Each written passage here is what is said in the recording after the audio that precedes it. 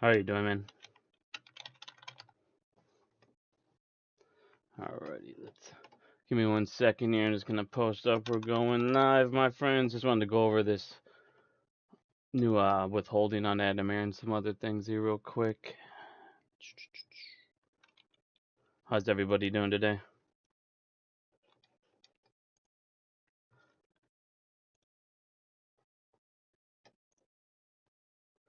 What up?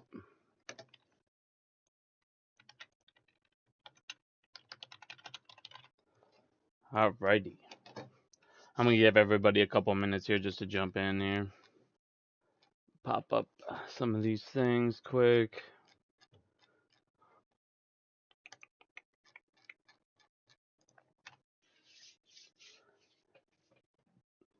Fuck it, let's pack the bong, Give people some time, Does anybody have any questions before we start going over stuff? Sana, welcome to the live then. Glad to have you. I'm sure we're going to go over a lot of some repeat stuff if you guys have been watching me for a while, but we're getting a lot of is the questions, a lot of phase 6 and things like that, so we'll go over that again. But I'll wait a couple more minutes here, just let some people get in. But this today was actually pretty funny. I didn't know what any of this meant until today because I'd never really researched board member seats or like board member powers or these hedge funds, this ISS stuff. But so let's just start going. Actually, let's just get into it. We got enough people here. So today this little announcement came out that Adam Aaron gets a withhold recommendation from ISS and in board vote. So a lot of people are wondering, like, what does this mean? Does this mean Adam Aaron might get kicked out? Blah, blah, blah, anything like that. So what happens with this is, if you guys remember last year, everybody voted no on that say for their pay, they're raising their compensation because they didn't do anything for the squeeze, so everybody said no. So it actually had less than 70% support. So what this does is it makes it so the ISS will actually go in and do a review on the board. The ISS, a lot of people are wondering what they are. It's basically, well, here's the announcement today, just in case you guys didn't see it. But ISS recommends withholding votes for 4 AMC board members. So pretty much they want 4 of the board members of two. I don't even know what the recommendation truly is yet. I have to see what they truly want, but they're saying the poor response to AMC's shareholder vote. But obviously we know why we voted that. But if you guys come down here and look at what this is, the ISS is actually made up of hedge funds, mutual funds, institutions. They pay this company called the ISS, and obviously they're the people that we're against. So when they came in, they did their investigation. Of course, they're going to go in there and say any excuse that they can to say anything bad about Adam Aaron right now, or put out any bad press for AMC as a company. As you guys have seen, Top Gun is just destroyed it. Doctor Strange destroyed it. We're already at, I think, we're over 1.5 billion in the quarter already. And Draft comes out this, I think it's here.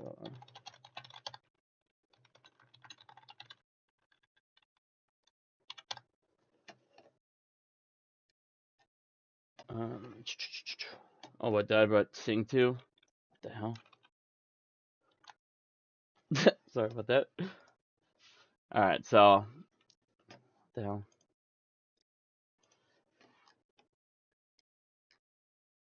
Whatever.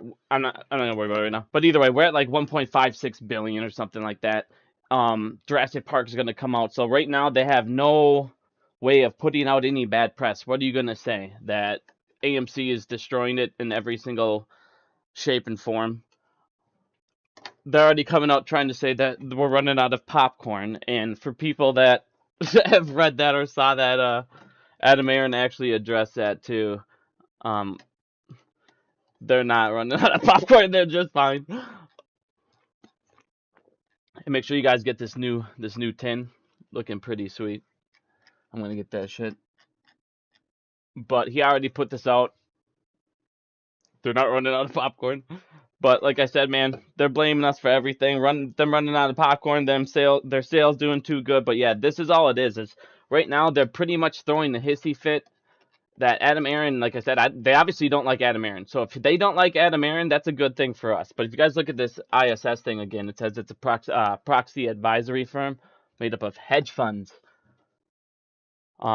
Pretty much what they're doing right now is, so since Adam Aaron is running unopposed, that means that he only needs one vote of yes, okay? So they don't need, so for all these institutions to come over and say, we all vote no, he's not going to do anything. He's not going to care because one, he only needs those other small amount of votes. And number two, if you already vote no, then he doesn't care about you at that point. So what they're trying to do is say, hey, we have a massive majority, which it says in here about 61% of the business. But obviously the institutions don't have that. We have that. So they can't really do anything. They're not going to be able to do anything. Like I said, this is pretty much just bad press. But they're trying to strong arm Adam Aaron, saying like, hey, you got about 60% automatically going to say no to you. And these 4 other members, we're going to withhold our vote unless you do what we want. And obviously Adam Aaron ain't doing shit for him, so they can blow us. But yeah, this is really not a big deal. This is pretty much these guys. Like I said, if you vote against it, then it's meaningless because he only needs a couple votes. So instead of just saying no to him, and like I said, he's moving on, they're still trying to get their way. It's like they're taking their ball and they're trying to go home with it because they're pouting, but the ball's not theirs, it's ours, so they can't take it home. Pretty much is what's going on right now. Like I said, my friends, everything is going our way. Melvin Capital's done. Finally got Evergrande defaulted, actually done. Cat system, they were so scared of the cat system, they had to push it back. Like I said, most of these rules that would actually take effect, those are the ones they're pushing back. I don't know how, when this cat system goes live, if they don't have these things covered, I don't know how they get out of it. It's an auditing system. It literally will go through everything. When the cat system goes fully live, we might, because the problem with it is right now is it's not retroactive. So it's not going to go back and do all the old trades and all the old shorts. So what we all need to do when the cat system fully goes live is we're going to need to, I truly believe we might, if it didn't squeeze or blow up by then, we might need to switch over to just transfer over to another broker, and then you can do it back again if you want to go back to your broker. But that way, the trades are all the trades will suddenly be registered into the CAT system. So that way we can finally figure it out, and so can the FCC. So when this new CAT system comes up, I think that's going to be our next step. If all this stuff isn't, gone by then, the next step would definitely need to be, once again, we might need to transfer, just because, like I said, that way it will put all of them into the CAT system. They will be able to audit everything. The CAT system, they switched it to Q4 now, so I don't honestly know the date anymore. It just says sometime in Q4 this year. Yeah, they're so fucked. It's been 100% utilization for who knows how long. Costa borrows going back up. Like I said, in the end of the day, you guys, they're borrowing. They're still borrowing. We're not borrowing shit. If you're on a margin account, you should already be off that anyways. None of us are borrowing anything. It's your money sitting there. And yeah, it might not be blowing up, but like I've showed you guys before, your average interest in a bank, if you were going to put it in a bank, was 0.06%, not even 1%. So you wouldn't have even made anything anyways.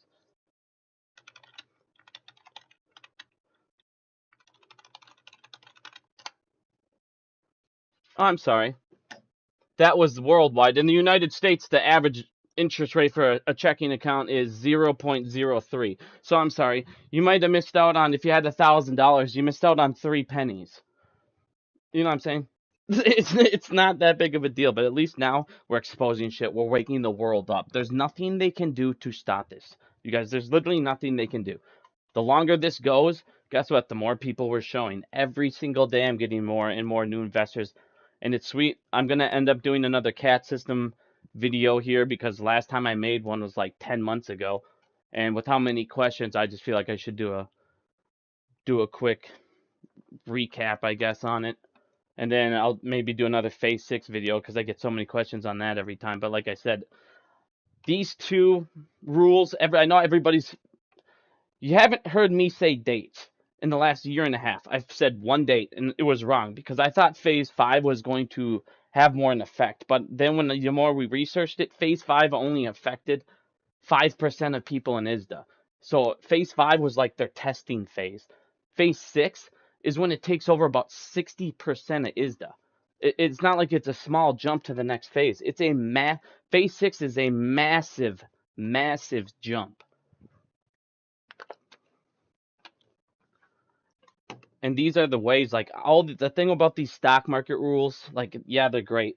They're all great, and little things, but there are always still ways to get around these stock market rules through ISDA, through the CNS program, through the OTC market, through these internalizers, through Rule 203B. There's all these ways they can go around these rules. That's why these rules, phase 6, the CAT system, these are things they can't go around. The CAT system actually ends, if you guys look at it, a whole bunch of market maker exclusions. The CAT system will give the market makers less power in the market. They will have less exclusions, less little rules, ways they can bend this or that. So when the CAT system's fully up and running, it's going to be, like I said, a massive deal. That's why they're pushing it back. They're scared of it, trust me. Phase 6 is September 1st.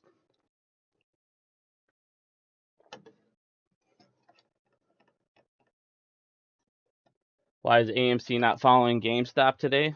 They're different stocks, man. Different things going on. Different volume, different people buying. Not going to follow each other every day. It's at that point where it's so expensive. GameStop's cost to borrow is so ridiculous at this point. They got to sit there and choose which one to go back and forth. So right now GameStop's volume's not as massive, so right now they're just focusing on shorting AMC compared to GameStop. I mean, they're gonna go back and forth. And there goes GameStop. See what I mean? They have to pick now, you guys. They can't just sit there and continuously double short these things. They know all this stuff's coming. They're losing collateral. What is the strong arming thing? It's not really.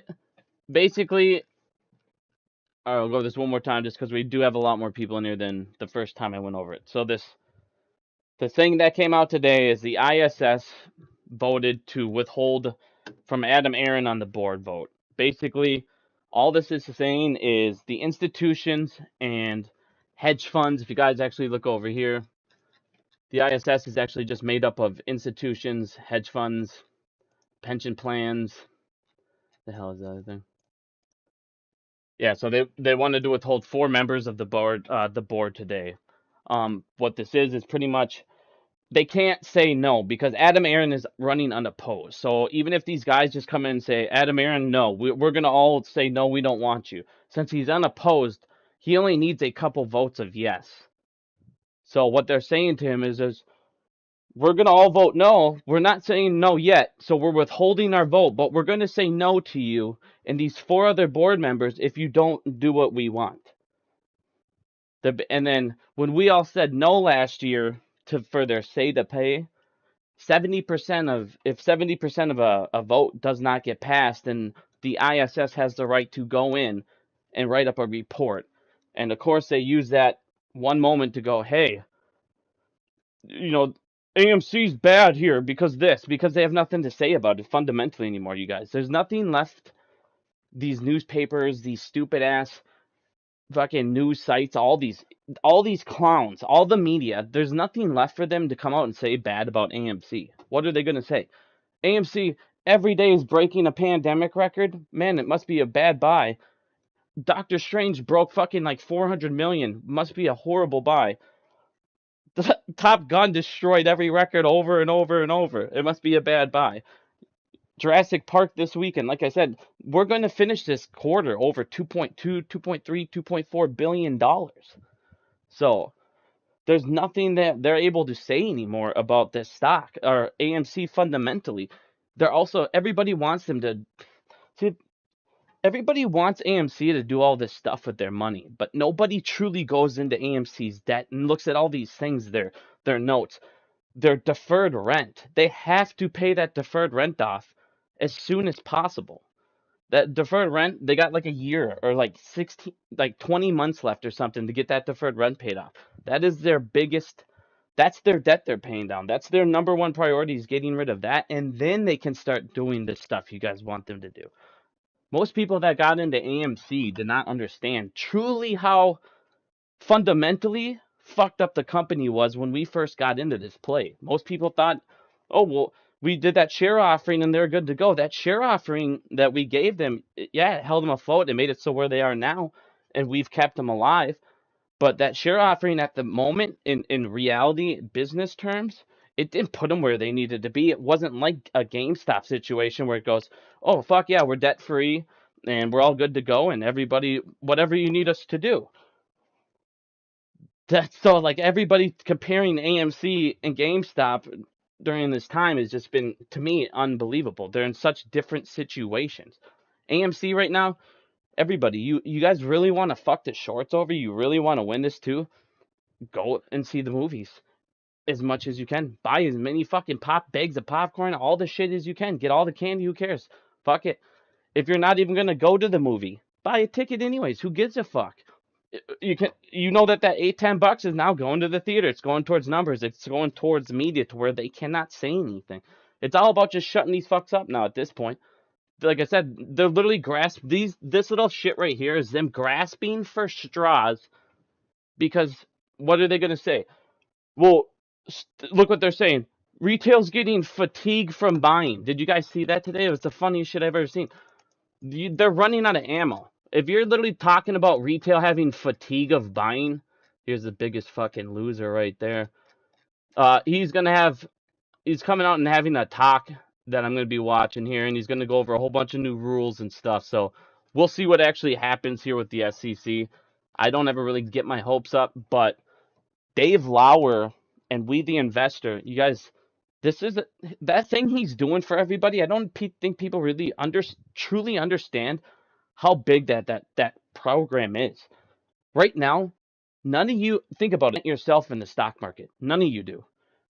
Unless you're DRSing, none of you represent yourself, because all your shit's held in street name at your brokers. So your brokers, in the end of the day, they vote for you. They take all the average votes and then they vote for you guys. You don't vote.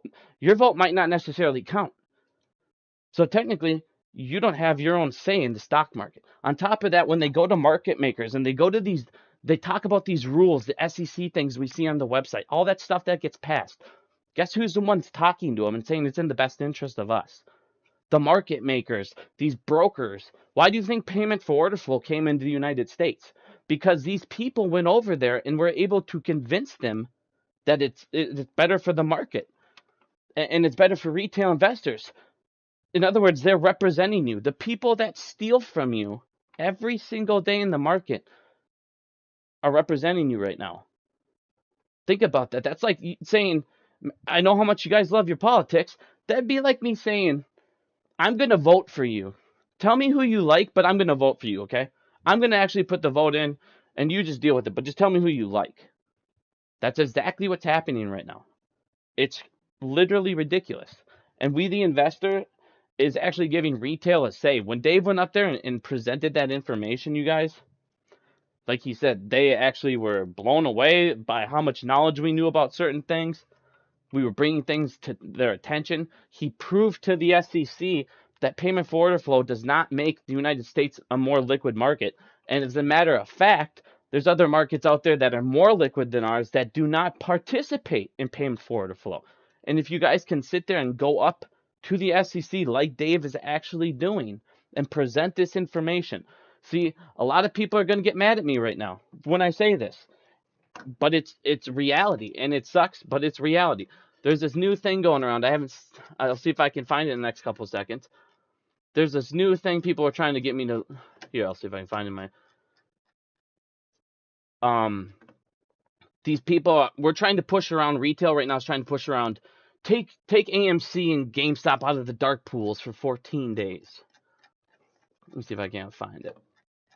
And they literally got it on the agenda. But when you read it, see, this is why we need to slow down when we do things like this. We wrote that so poorly that we're not even addressing the issue. You guys wrote that take AMC out of dark pools, take AMC out of ATSs, okay? I'll explain to you right now what that's going to do. I can show you exactly what it's going to do.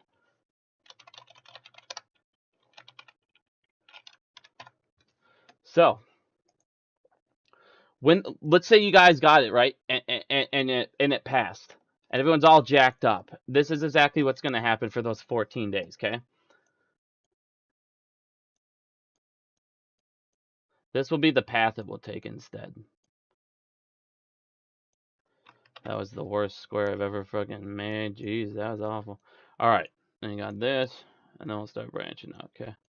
Alright, so you got retail, broker, market maker. Now, you got the market maker. Right now you have what is called the OTC market, okay? This is going to be all the OTC market. And then you got what's down here called the lit market, which is just lit exchanges. Okay? You have lit exchanges down here, which everybody wants us to go to. Now, if you come up here, you got, just to make it simple for everybody, you got dark pools. ATSs and dark pools, you guys, are different things. They are not even close to the same thing. Alternate trading facilities. You got CNS program. You got market maker to market maker.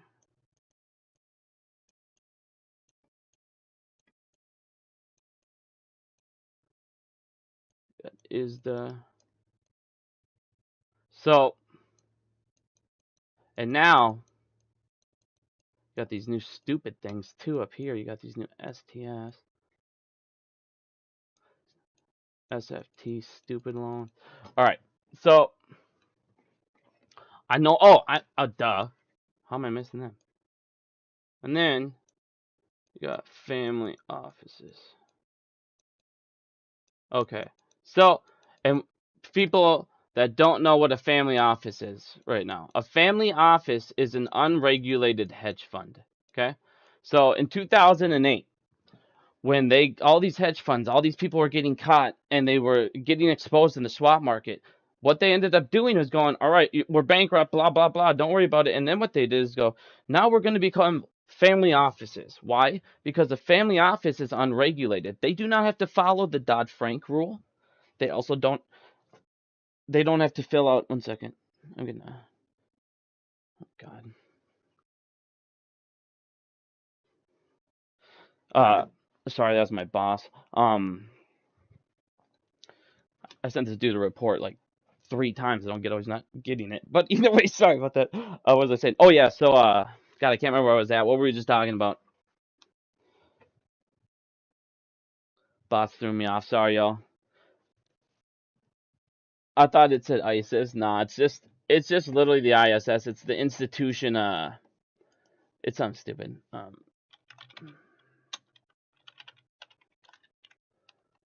I can't remember what the heck it is. It's something dumb. It's like the institutional thing, whatever. Either way, so let's just go back to this ruling. I was probably getting off track, anyways. So on this ruling, right now, the only people that buy stuff, okay, in dark pools, the only people that do it are institutions. That's it. Okay? Our orders are going to what we call ATSs.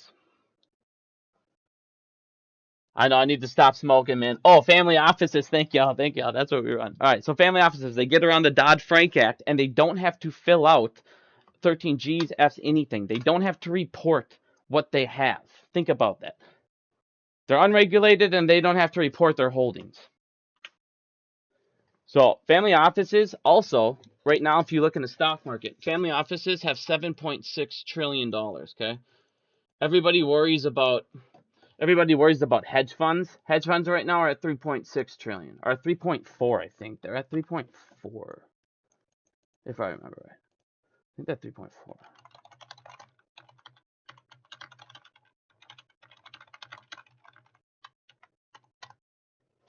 I think they have 3.4. No. They have like, oh yeah, it's 3.8. Sorry, they have 3.8. I apologize. 3.8. I was wrong. Don't have to give out incorrect information. So, as you can see, family offices are a massive deal because they have twice as much money as fucking hedge funds, all of them combined. And that's like what they were estimated. They might have more because the thing with family offices is since it's unregulated, they could just move it all around. Fucking, they're up in ISDA. That's the problem. They're in ISDA as well. ISDA's a massive deal. So, now, if you take away dark pools for 2 weeks, okay? You're going to take away institutional buying for 2 weeks, period. Now, if you take away ATSs, okay? Oh my god, I forgot the biggest one of them all. This is the number one OTC. God damn, I don't know how to fit this. Here's the number one way that it's called internalizers. And that's when they use their own shares inside their own portfolio. I knew I was missing a major one. That's crazy. How did I forget the biggest one of them all? Alright, so you got internalizers. What they're going to do for those 2 weeks when they can't, they're just going to now use internalizers more. They're going to internalize retail's orders. And now, knowing them, they're going to do all this crap with the options to make it so they can have it. They're going to exploit Rule 203B hard because they still don't need to technically fill shares before they locate. Now watch this. If you guys look over here on the CNS program, okay? Now, CNS program, DTCC. Now, this is where I'm going to show you guys right now. This right here will be how they stop it right here, okay? If you come down here, and if you look here, now remember, market makers are able to take a short, sell it to the market, and mark that short share as exempt, okay? Now, what they're going to do is take these short shares from the CNS program, and they're going to use this ability right here. While CNS deliveries are made automatically using depository positions, okay? Members can exempt certain short positions to avoid segregation violations and effectively meet other delivery needs. Now, what that means is they can avoid all violations if they dip into the CNS program, okay? And then they can use that share, which is a share from the DTCC's vault. Now, this is through a process called netting. So what you have is a little safe ran by the DTCC, and it's all the banks all put their shares in there, all the real shares, right? Now, the CNS program, what it is you have a whole bunch of market makers, banks, and they're all hooked up to this one safe, and they can all dip into this safe. But the problem is these shares are considered real shares, okay? So these people are able to sit there and dip into this. This is why I was so upset about the SFT rule with the 003. Because if you look at the NSCC rule 003, when I first read this thing, NSCC 003.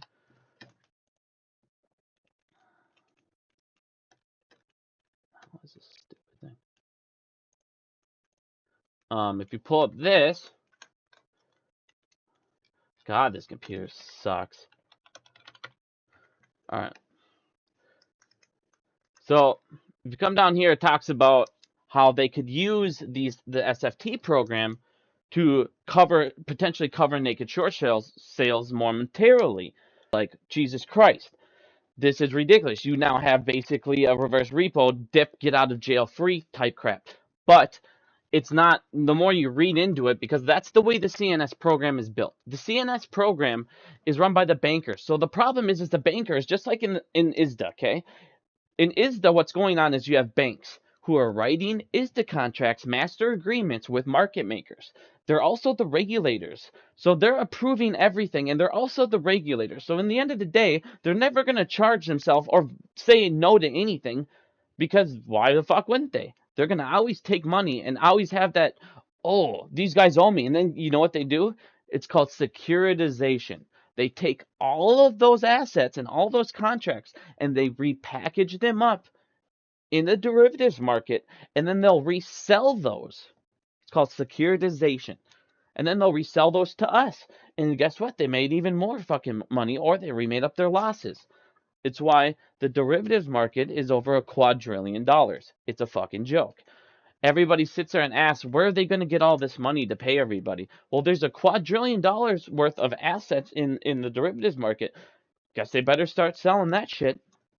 I'm not saying you guys it can hit 100K. I do not believe it will hit 100K. I'm sorry to break anybody's bubble. I've never one time in my life said AMC will hit 100K. That is probably impossible. Maybe one or two people get there, a couple shares, but like, let's be realistic. Doesn't mean it can't hit massive numbers. I don't put a price target on there because there's A, no winning for me, and B, everybody's price target is going to be different. But like I said, it's not going to hit 100K, but it can definitely hit life-changing numbers for everybody. They're fucked. You guys got to understand, we're in a once-in-a-lifetime opportunity. This won't happen again. You're not going to have a stand-up to Wall Street again moment. They're going to eventually sit there and keep on changing rules to fuck us, as you guys can see. The rules, but that's why I'm saying this. We, the investor, that Dave Lauer is doing is, honest to God, it is massive, you guys. It is a huge step in the right direction. We should be supporting that as much as we can. Like I said, politics are involved in this. I mean, when we first started, nobody thought all this shit was, like that. But it turns out politics are involved. Everything is. Regulators, everybody's working and helping everybody. And it's like, you can't just turn a blind eye to it. You can't get upset about, oh man, politics, any of that shit. That's how they win. That's how they keep us where we've been forever. Red or blue, don't give a fuck about you. I'm sorry to say it, they don't. They're all corrupt fucks.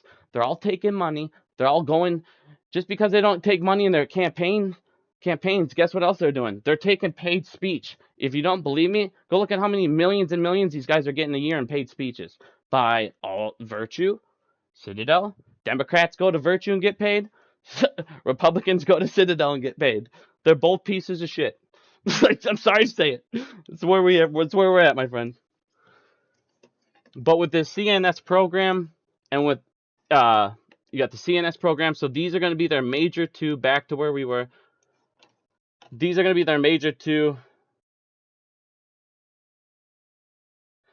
Yeah, I mean, they're trying to do as much as they can to control this, but the problem is the longer that they sit there and delay this, and the more they try to control this, the more people were waking up. The longer that they sit there and hold the price down to fucking $9, $10, $12, $13, we can keep buying this at a rate they can't keep up with.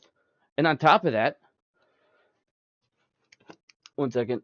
And on top of that, you got the haircut margin. So they're never going to drop it under 10, you guys. Like, you're literally at the bottom for AMC right now. You're literally sitting at the bottom. This is where I'm saying I'm loading up as much as I can. Not saying financial advice, do what you want, but I personally am loading up in this area as much as I possibly can. I know it's not going to go above 12. They're going to have to start paying for those haircut margins. They're not going to do that. They can't afford that. So AMC is going to hover around this area until it fucking cost of borrow is going up. Like I said, price will start going up, up, up. There's nothing they can do. They're literally fucked. Let me say this right now.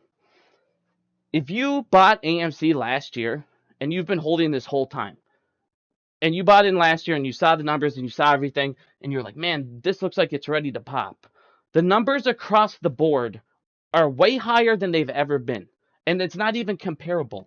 We had 120 million shares on loan. 120 million on loan when it busted up. And now we're at 182 million. 35% of the stock is on loan, you guys. That's insane. That means either one, almost all of us are loaning our shares out, or two, almost every institutional share is being loaned out. And at that point, what are they going to do when they run out of those institutional shares? Like I said, no matter what, the longer they wait and don't cover, the deeper and deeper and deeper they go, no matter what. There's no way, there's no out for them. It's just how much more do you want to keep digging that fucker before you want to fill the hole? Literally, that's where they're at. There's nothing they can do. The only thing, in the short play, the only thing they needed was AMC to go out of business. That was it. That's what they banked on. So if we make sure AMC doesn't go out of business and we make sure AMC keeps killing it, fuck, man. Look where AMC is. Like I said, not only is the stock itself across the board, we're at an all-time high, I feel like, on short interest. It's at like 23.4% or something ridiculous. Like I said, everybody's sitting there panicking, like, oh, we're never going to get anywhere. You're at a better spot than you've ever been, ever in this play. It's like literally not even comparable. GameStop's about to explode too. I can't see how they can hold down GameStop. With that kind of a fucking borrow fee, there's no way. It's just going to take one little thing and GameStop should blow back up, and I don't see how they stop it. I don't know when that's I don't think that stock split got approved. I'm pretty sure they delayed that for I can't remember how long. I don't follow GameStop as much as I do AMC because GameStop, I feel like everybody in GameStop's more just relaxed, like they just know what they have. And GameStop, there ain't no stopping that shit. There's no stopping AMC either. But AMC crowd, I feel like it's more new investors, so I do way more DD and AMC than I do GameStop. GameStop's got like the whole fucking Reddit community up there, so they got their people doing what they need. I don't like to be somebody who just kind of goes on and just talks about the same shit 5 other people just put a video out on. It's like, well, at that point, what's the purpose? Are we safe in credit unions? Yes. Credit unions, if they are not in ISDA, anything not in ISDA related, you guys. This is why I keep preaching it. Because when ISDA goes down, these banks go down, all this shit goes down. If you're in an ISDA related bank, you see it in China. Their assets are getting frozen. What are you going to do if you wake up one day and your fucking bank account's frozen? You don't know what you're going to do. Do you have money on hand? Do you guys have dollar bills? See, these are things I always tell you to prepare for because you never know what the fuck they're going to do. Do you have money on you? If your account got froze tomorrow, how would you eat? Are you going to max your credit cards out? That's an honest question. What are you going to do? These are things you need to worry about. Why? Because ask the Canadian truckers. Ask them if they think I was joking. Ask them if they thought they would ever need to worry about shit like that. Because their shit got shut off for fucking ever. And anybody who donated to them, they got shut off. Like I said, you guys, when it comes down to it, they will fuck us if they can. It is us versus them, the 1% versus the rich, blue collar versus white collar crimes. But back to this. So if we shut off ATS and dark pools, what they're going to do is they're going to dip into ISDA. They're going to go over to their buddies in the family offices a little more. They're going to internalize orders more. They're going to use the CNS program to its full extent. And then now, I mean, fuck, I don't even know when these STFs come in. But they'll just pop those off if they need to as well. So taking away these two aspects does not do anything. This is why Dave Lauer, everybody's attacking Dave Lauer right now. Oh, man, you don't know what you're talking about. Oh, man, you're wrong. They're all going to ATSs. You said ATSs and dark pools were the same thing. Dave Lauer has never once said ATSs and dark pools are the same thing. Never even close. He might have said that they're around the same category because he was trying to explain to you guys, because when the movement started out, that was the only word you guys said. Everything was a dark pool. It's dark pools. The 1,000% going into dark pools. Retail orders are sitting in dark pools. People act like these dark pools are like, it's a venue. That's it. That's all it is. It's a venue, you guys. It's not like you can sit there and just park orders in these things and it just sits there like a safe and then they can crack into the safe. It's not the CNS program. That's what the CNS program is. That's exactly what it is, you guys. It's a safe they can crack into whenever they fucking need to grab some shares, these market makers, and there you go. For Rule 203B, fill before locate. They can fill shares orders before they locate shares. Think of how stupid that is. How the hell can you sell, like we always say, how can you sell something you don't own? But yet market makers do it all fucking day, every day, and that's literally how they make money. But like I said, a lot of people are going to get upset about this part of the video, about me talking about this new ruling, because a lot of people, like I said, think that shutting off dark pools for 2 weeks, then ATSs is going to do anything. The only thing it will do literally is make it so for like no pension plans, no institutions will buy it all. And if that's what we want, sweet, that's fine. But I just don't want people to get all about this rule or go up to the SEC, because this matters, you guys. It actually matters when we get shit like this with the SEC. When we get sit downs with them, we have to sound educated. You cannot go up to them and just go, "They're in the dark pools. Look at all this stuff. It doesn't make sense. Look at all these things. We got numbers going over here." Yes, but you need to show the routes that they're going. This is the problem that the SEC faces. I'm not sticking up for them. You guys see my posts every day. They are the biggest pile of shit in the world. Period. We pay them $900 million a year. $900 million a fucking year the SEC makes. To do what? To help out the bad guys. But at the same time, like I said, this isn't an excuse, but the system they're on right now is basically 100% self-reported. The old system was trash. They're moving on over to this stuff. And until this last phase of the CAT system goes fully live, they still don't have your customer ID, your broker ID, your venue ID. Those are massive fucking deals. Both trading it back and forth over and over, massive shares that we all see, and then they suddenly poof, disappear last second. Spoofing, they do all sorts of that shit. But that will go away when this CAT system comes on, because it will have the venue ID, the EIN number of the companies passing it back and forth. So they'll have the timestamps too. So they'll know every single thing about the trades when this CAT system fully comes live. That is why they had to push it back, because otherwise they can't keep. They're holding this price down because they can do basically pretty much unlimited fucking shares when they need to. They can dip into all these pools. But that's the thing you also got to look at. All of these pools are so fucking dry. They had to create a new pool. Think about that, you guys. You have so little in all this. These pools are so dried up, or they're so fucking used, that they needed to create a brand new SFT fucking pool. How you doing, Abe's First Wall Street? You see what I'm saying? They're hurting so bad. Buy and hold. I don't care, you guys, what anybody tells you. Buy and hold is literally the way. It will never not be the way. There's no way around it. I don't care what I don't care what rules they come up with. I don't care what they push back. In the end of the day, every single time you guys don't see it in the back end, they're borrowing from a rich person. And guess what rich people like? Rich people really, really like to have money. They don't like to have all their money that they own lent out to them. So eventually they will come calling, because they'll have no choice.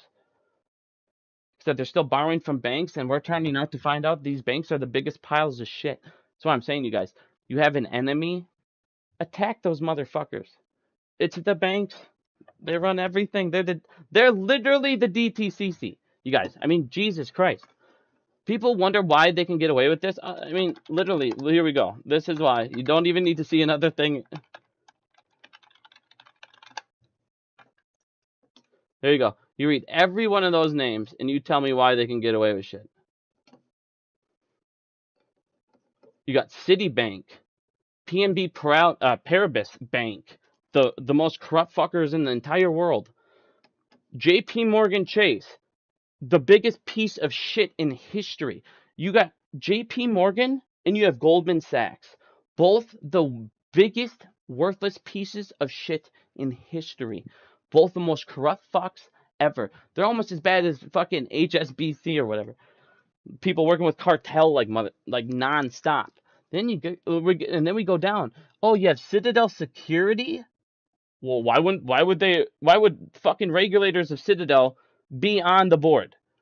Oh, don't worry, we got another JP piece of shit, Morgan. See what I'm saying? Don't worry. It gets better. We got Virtue, we got Morgan Stanley, Goldman Sachs, Virtue. Everyone who's fucking you is the regulator. And nobody knows why. And what do they all have in common? They all work at the fucking bank. And I know everybody sits there and goes, well, it doesn't matter if I take my money out. Yes, it fucking does. It does. It matters a shit ton. You have one quadrillion. You guys, look at this. Look at this. You have $1 quadrillion, okay? Over $1 quadrillion in the derivatives market. Everybody goes, where's all the money in the world? It's in the derivatives fucking market. That's where it is. It's literally in the derivatives market.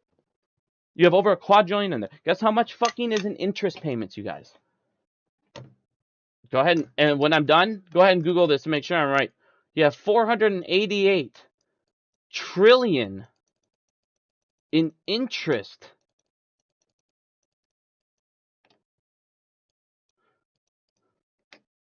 payments, re-fucking packaged and resold. Over 488 trillion, you guys. Like I said, when people sit there and look at me and talk about market cap and this and that, and this means it can't do this, ISDA's involved in this fuckery, you guys. ISDA's involved in all of this. And there's $1 quadrillion in ISDA. So don't tell me it can or can't get to anything, because no one knows.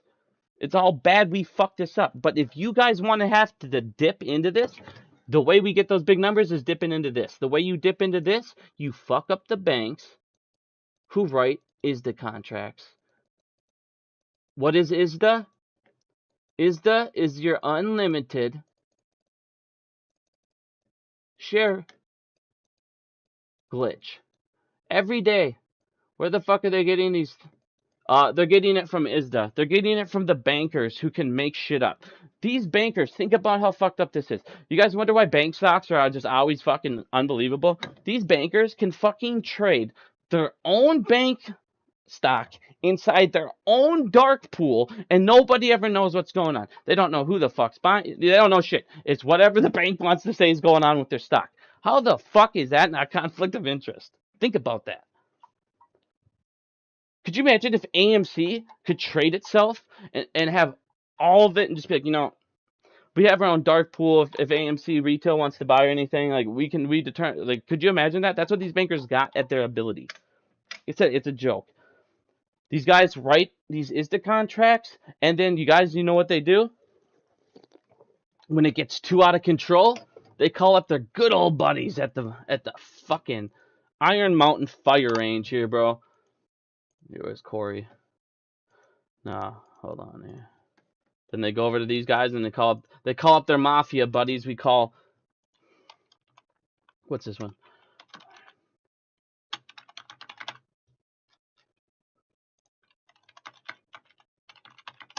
They call up their damn it. Here's the fires. So oh yeah, you remember this fire? Yep. These types of things. The Bartlett fire. This was no quinky dink. Now, I ain't gonna worry about that. There's this fucking hold on. If it's not, I'm on it. I'll find it over here on Corey's.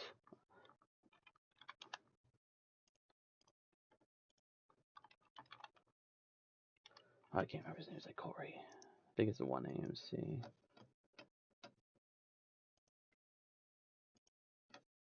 Man, this computer fucking sucks.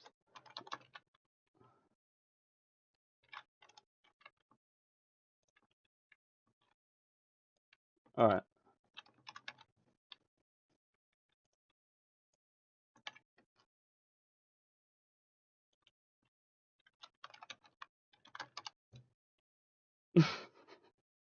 Of course I can't find it when I'm trying to show everybody this shit. Whatever, fuck it. I'll just Google them. They're all over the fucking Google. I don't know what I was doing. I was just trying to pull up the post because, of course, it had all 39 of. So they've had 39 data fires, all involving like house loans, ISDA contracts, all this bullshit. Iron Mountain.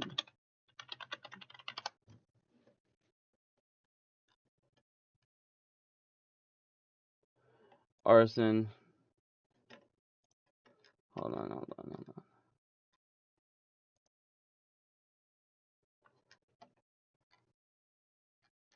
What's it? Iron fucking Mountain. We just made fun of him today. It's fucking hilarious. Every time I'm on live, I can't find shit, of course. Either way, there's Iron Mountain data fires. Google it. There's one where 9 people died. Here we'll do it. Here you go.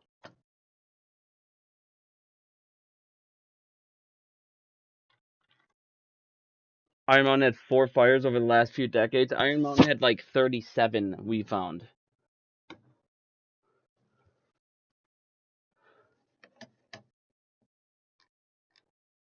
This guy alone talks. This isn't like 2014. They already talk about a whole bunch of head over the 17 years, and that's in 2014. And it gets more and more and more.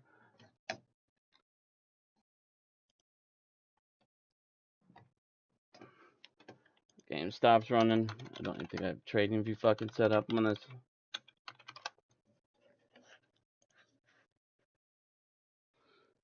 We're rocking right now.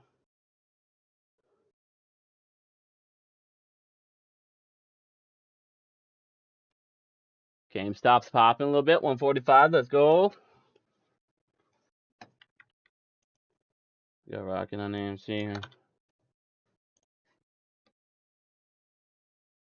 I don't even really look at fucking stock prices, to be honest with you.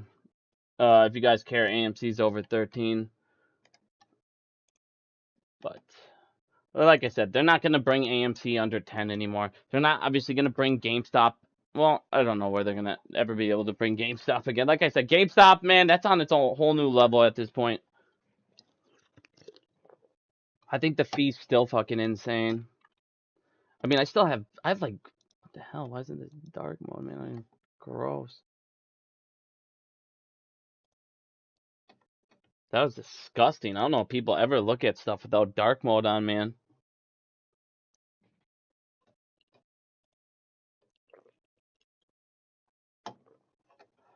Alrighty. Does anyone have any questions before I keep going? Because I just feel like I just ramble on. So much market structure talk, you know? Got so much to go over. There's so much fucking corruption. It's crazy. This over a little bit. Charlie said they got rid of the haircut margin requirement. They did? I honestly didn't know they did. They might have. But if they did, why would it never go below 10? They would have. I don't think they did, my friend. They would have shorted it to when they were getting that low to try and cover some. Unless retail's just that strong at 9 or 10.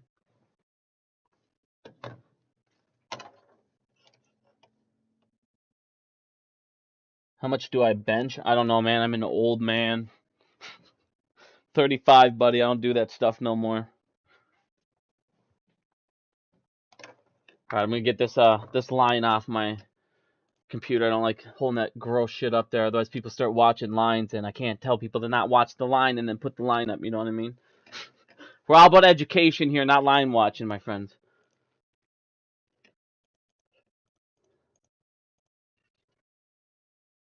What's a sign that most short shares have covered? A massive jump in the price. A massive, massive percentage. I mean, you could watch Stock Grid a little bit too. Stock Grid, you can check out the. I believe the cyan color is the. So long. Pretty sure this down here shows you the. Where the hell is it? Yeah, right here's. You can watch this volume here if you guys want. If you pull up Stock Grid, this could be something. What the fuck is this? I don't need to subscribe. But if you look down here, you guys can check these out. These graphs should show you. You see how this is.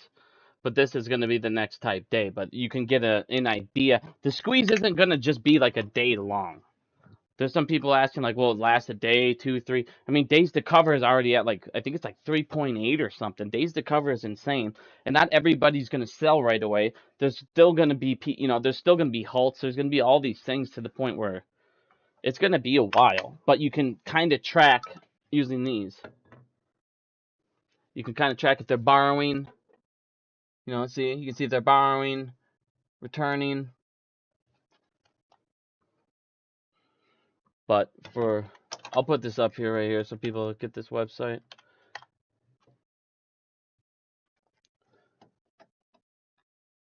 So I'm going to go up into the chats. Clarification on CAT system postponements. What was just in reference to entities that were not up to code?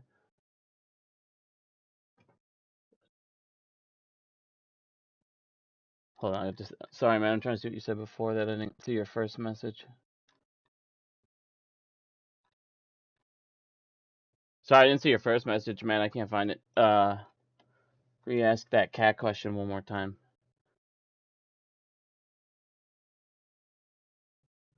The 14-day ban on, yeah, like I said, that 14-day ban on dark pools is not going to do anything. They're just going to keep. The problem is you need to ban over-the-counter trading. The way we should have wrote it is all retail orders need to be routed to lit exchanges for 14 days. That's how you should have wrote it. That's what it should have said. It's always best, guys, if you don't understand like the market or the structure or anything like that, it's always best to just make it as simple as possible. That way you don't get anything incorrect and they can't attack your argument at any point. All you needed to say was them as simple as, hey, for 14 days, anybody in AMC or GME retail should 100% hit the lit exchange. And we want to see if that affects true price action or not. If that changes the MBBO, because it should. And if that does in those 2 weeks, then you guys need to make a change. That's how it should have been worded. You don't want to attack just two specific venues or two specific avenues like we did. Otherwise, they still have those other avenues. And if you don't know what you're talking about, if you don't 100% understand what an ATS is, your argument loses its value. So, it's always, we got to come at him properly and educated. That's all Dave has been saying the whole time. Like, everybody goes nuts when he doesn't agree. You guys, you got to approach this right. We have to show them we know what the fuck we're talking about. Otherwise, we're just going to look like idiots in front of them, and they're not going to take us serious. And these moments where we're sitting there actually getting shit on the board, on the agenda, that will stop. Because they'll look at us and go, these guys are just making shit up, or these guys are just, it's just a clown show. We're not going to deal with that. So we have to come at them with true facts. That's why, like I said, once again, we the investor, if you guys don't know what it is, please look at it. Like I said, I'm not trying to just sit here and advocate for Dave. You guys know I don't sit there and gush over anybody or anything. But the fact that I'm actually this gushy over a program, like I said, it matters that much, you guys. We have to represent ourselves in the market. If we don't represent ourselves in the market, we'll never see that change we need to see in the background, man. Exactly. They own judges, they own the regulators, they own the politicians above them. Lisa, that girl on Twitter that used to work at the SEC here, this Lisa, she posts how she used to fill out reports and she'd film all the way out and get it all done. She'd do great research, have these guys dead to right. She'd go up to her bosses and she'd give it to her boss, and then her boss's boss would be like, squash it. So they wouldn't even fucking pursue it. And it's like, can you imagine how fucking just shitty that would feel every day? You work your ass off, and then you go to Gary Gensler and he's basically like, nah, fuck it, it's cool. That's the shit that some of these fucking former people are dealing with, and then they're leaving and quitting. You got people that are leaving after 50 years, or it was like 20 years or something. There's like 50 years combined of people on the SEC.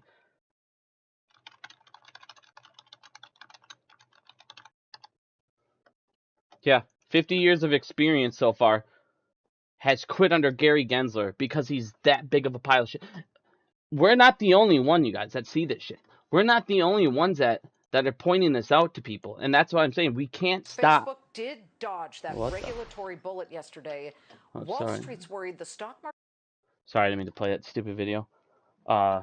Thank you, and guys, all my super chats. If I get enough to where it's like cool to where I could do a game show, I'm gonna do a game show with everyone. Give that super chats away. This is the only, like I said, I don't care about super chats with these other guys. I cared about how they got all this money and then they never did anything to give back to you guys. Like, fucking A, man. Like, if I was making that kind of money, we would have been doing game shows. So what I'm hoping to do is make, a decent amount, maybe just in views, something like that. If I make like $1,000, that'll be sweet. But we'll do like a video or like a game show type thing where I want to start asking people maybe once a month, like, questions. We'll give away some money. I don't know. I don't know how to get people motivated to learn. And it's It's every DD guy's hardest fucking thing to figure out. How do I put a video out and make people actually want to watch it and care about what I said, instead of going over and watching the next video of some fucking idiot who doesn't know anything about the market, give them hopium saying it's going to happen tomorrow? Because those guys are getting 50,000 views and I'm getting fucking 6. And other people doing DDs are getting 6. And it's like, we got to switch that. We got to learn. We have to evolve. So like I said, when we get these meetings with Gary Gensler, we know what the fuck we're talking about. It's like dark pools, literally. The word dark pool, you guys, should never come out of your mouth again. It literally is that unimportant. Dark pools are not used like at all, unless it's an institution. They're literally put in there just for predatory against predatory attacks from algorithms. That's all it is, you guys. They're gonna sit there. They'll break it up into little blocks, and then they'll sell those blocks off just so they can execute them at better prices for the institution, and somebody doesn't jump in quick or whatever, and then raise it before them. Like, that's all they're for. They're not, like I said, they're not this dark pool venue everybody thinks. Alternate trading centers, facilities, those are what are holding these things. ATFs are what they used to be. Like I said, the market is so fucked up, and it like I said, it should not be this complicated to where they have this much stuff. There shouldn't be ATS, alternate trading facilities. There shouldn't be fucking dark pool, CNS, and all that. The only reason all this shit is, and you'll hear this word all the time, liquidity. We need to add liquidity to the market. In reality, all that means, truly, all the word liquidity means is we need a program, or we need something that can make fake shares so we can make some fake stuff to add liquidity to the market, or we're going to add some fake shit to make it to where somebody can still buy or sell stuff that's not there, because we need the market always liquid, and we need it so that the wheels are always turning on the bus. In other words, we'll make shit up.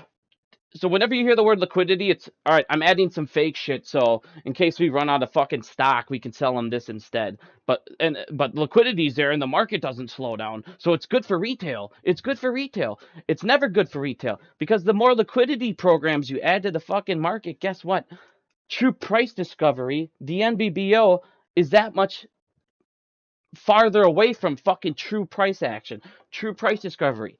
Because if you can continuously create supply, how the fucking supply and demand ever truly reflect the price? You see what I'm saying? Anytime you hear the word liquidity, it's, all right, we need to add some more shit to the market because, well, we need more money, or we're running out of money here. So, like I said, it's literally a giant fucking Ponzi scheme. Buy and hold is the one thing that they can never stop, because just like all Ponzi schemes, what is Ponzi scheme? You need to keep robbing Peter to pay Paul. Well, when Peter is fucking, you give Peter IOUs. But the point is Peter, you got to make Peter think those IOUs are worthless, so you can buy them back for less, so you can pay Paul. Well, Peter isn't fucking retarded. He's not sitting there going, well, I'm just going to sell these now anymore, because we know all their stuff. It's like I said, it's the same stuff you guys have been doing forever. Most people, it's like, you guys, you're looking at this wrong. Most people look at the stock and go, it's at $13. If you look at the price action ever, and you're worried about it, think about it this way then. If you had a PlayStation 5, if you're a gamer, let's go that route. PlayStation 5, they were the hardest things in the world to get a hold of, were they not? Well, look at it just like that with your AMC shares. They're sold out 5,000 times over. They should be just as hard to get. If somebody walked up to you and said, I'll give you $400, $500 for your PlayStation, would you have sold it a year ago? No. Why would you do it now? You know it's worth. People are selling them for thousands on the internet. You have a gold nugget in your hand. You have a lottery ticket, a winning lottery ticket. You have a royal flush. And there's people that are literally afraid they might lose the hand.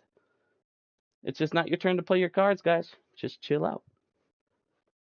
When it's your turn, trust me, you're collecting the whole fucking pot. Nothing. No matter what they do, no matter how long they stall, no matter if they walk away from the table, no matter what they do, they got to come back. And when it's your turn to play the hand, you have the best hand. They have no way out. They cannot beat you.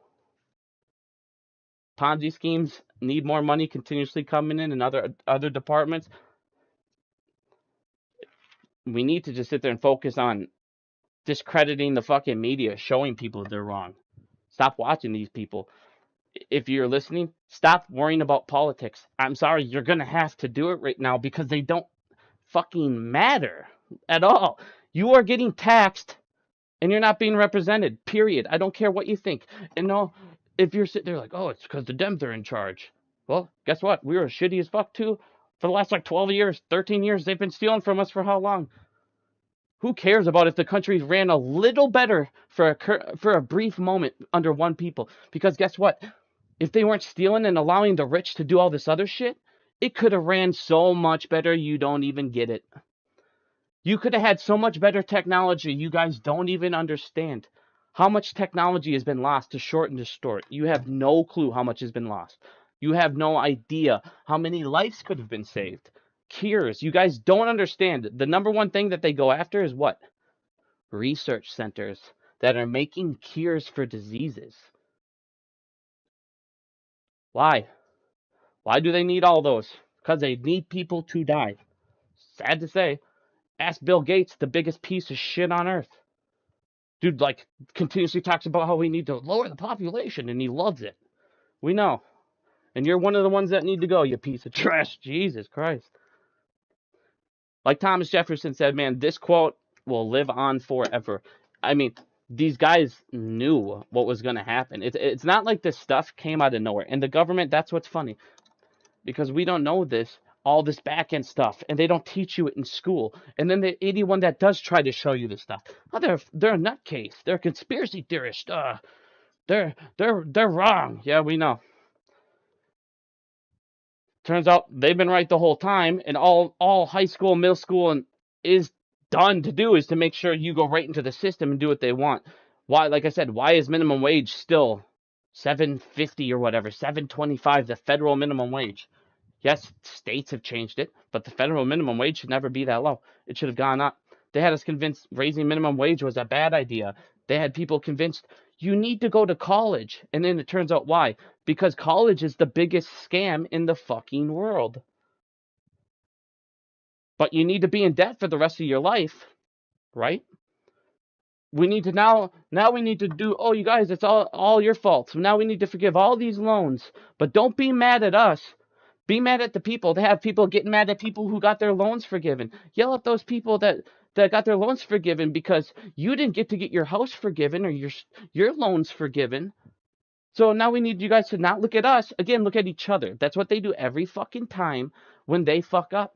We need to send fucking $55 billion to Ukraine. We got to do it, you guys. It's got to be done. We got to launder this money right fucking now because we have an excuse. If you truly think that fucking money went to the war, you're insane. Why do you think they don't show us where all this money goes? Because it's got just fucking laundered. It's gone. It didn't go to any of that shit they say it did. Like I said, you guys, the whole world's like, it's just the 1% versus us. And they're going to sit there and keep doing whatever they can do. They're going to lie. You steal a fucking candy bar, and they're going to put you in prison. You steal a fucking candy bar for the second time, you're not coming out. What? You grew a pot plant? You grew a plant that literally, and you're going to go away longer than somebody who killed somebody. You're going to go away for 30 fucking years because you grew a plant outside, 10 of them. But that guy killed somebody, he gets 5 years on good behavior. The fuck? You go rob somebody for $1 million. Truly ask yourself this question. How long would you be in prison right now if you went and robbed and took $10 million from something? But yet these guys can take $10 million in a minute for 6 straight days and they get a $20,000 fine. They've literally taken your retirement. Social Security will be gone within a couple of years. So if you think your retirement's going to be there, think again.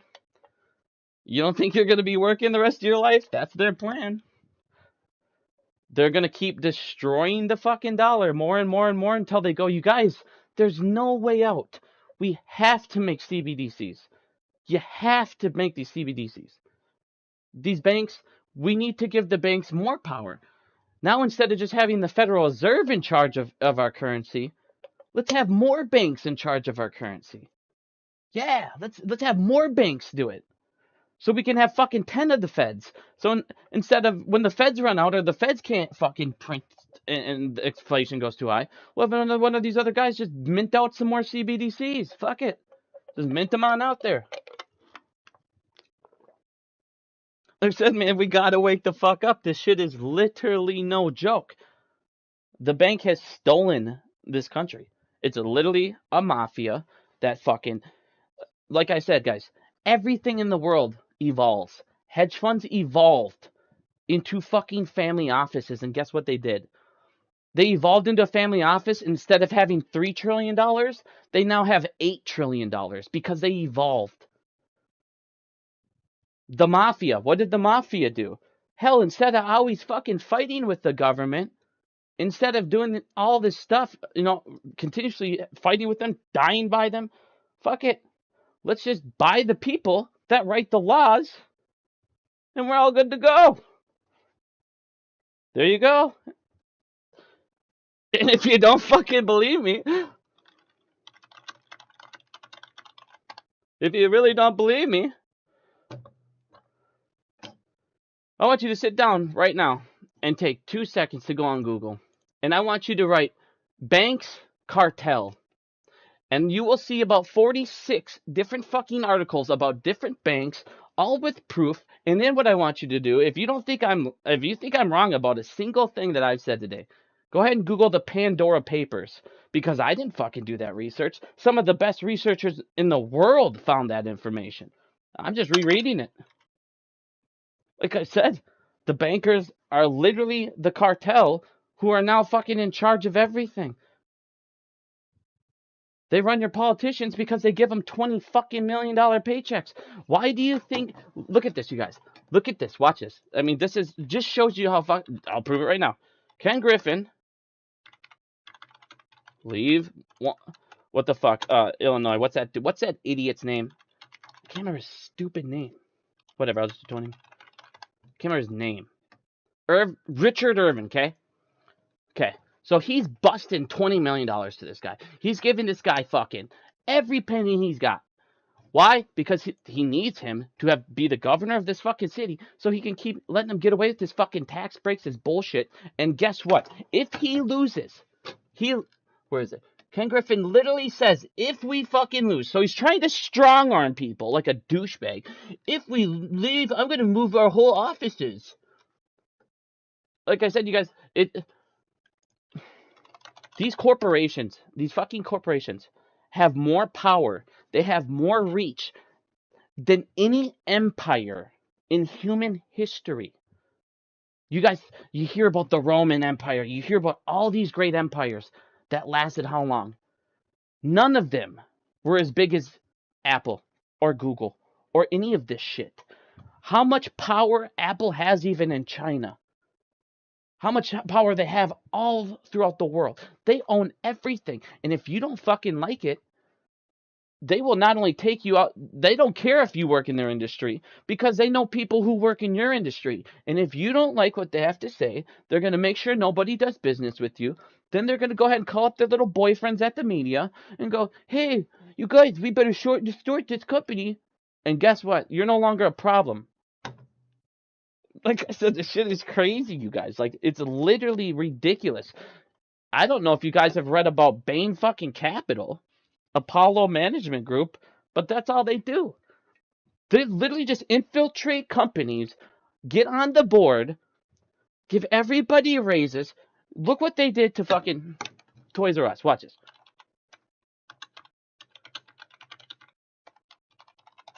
They get on the board, and all they did was just fucking raise. Here, everyone just fucking compensation like crazy, and it like ran them out of business.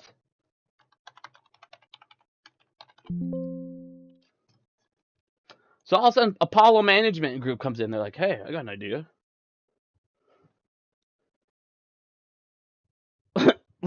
The company's on the verge of bankrupt, so let's give out $70 million, $80 million in fucking bonuses to us all." And then they did it over and over. And then they got up their buddy Bain fucking Capital. Where is Bain Capital?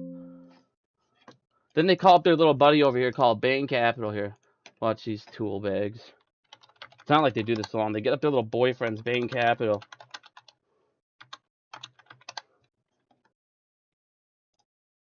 So then they call up their little buddy Bain Capital here, and they're like, hey, you want to help us strong arm fucking Toys R Us? Fuck yeah, we do. So then all of a sudden, you got Bain Capital, Apollo, double fucking Toys R Us, and they sat there and did. So anytime they were like, all right, let's do something that would help the company, they would take the fucking board members and be like, and get Bain involved and be like, if you guys don't do this, we're going to do this. And every time they would make them do something that would hurt the company. They literally, I mean, it's in reports, it's in SEC reports. They literally did this. And people know about it. No one gives a fuck. They're like, whatever, who cares?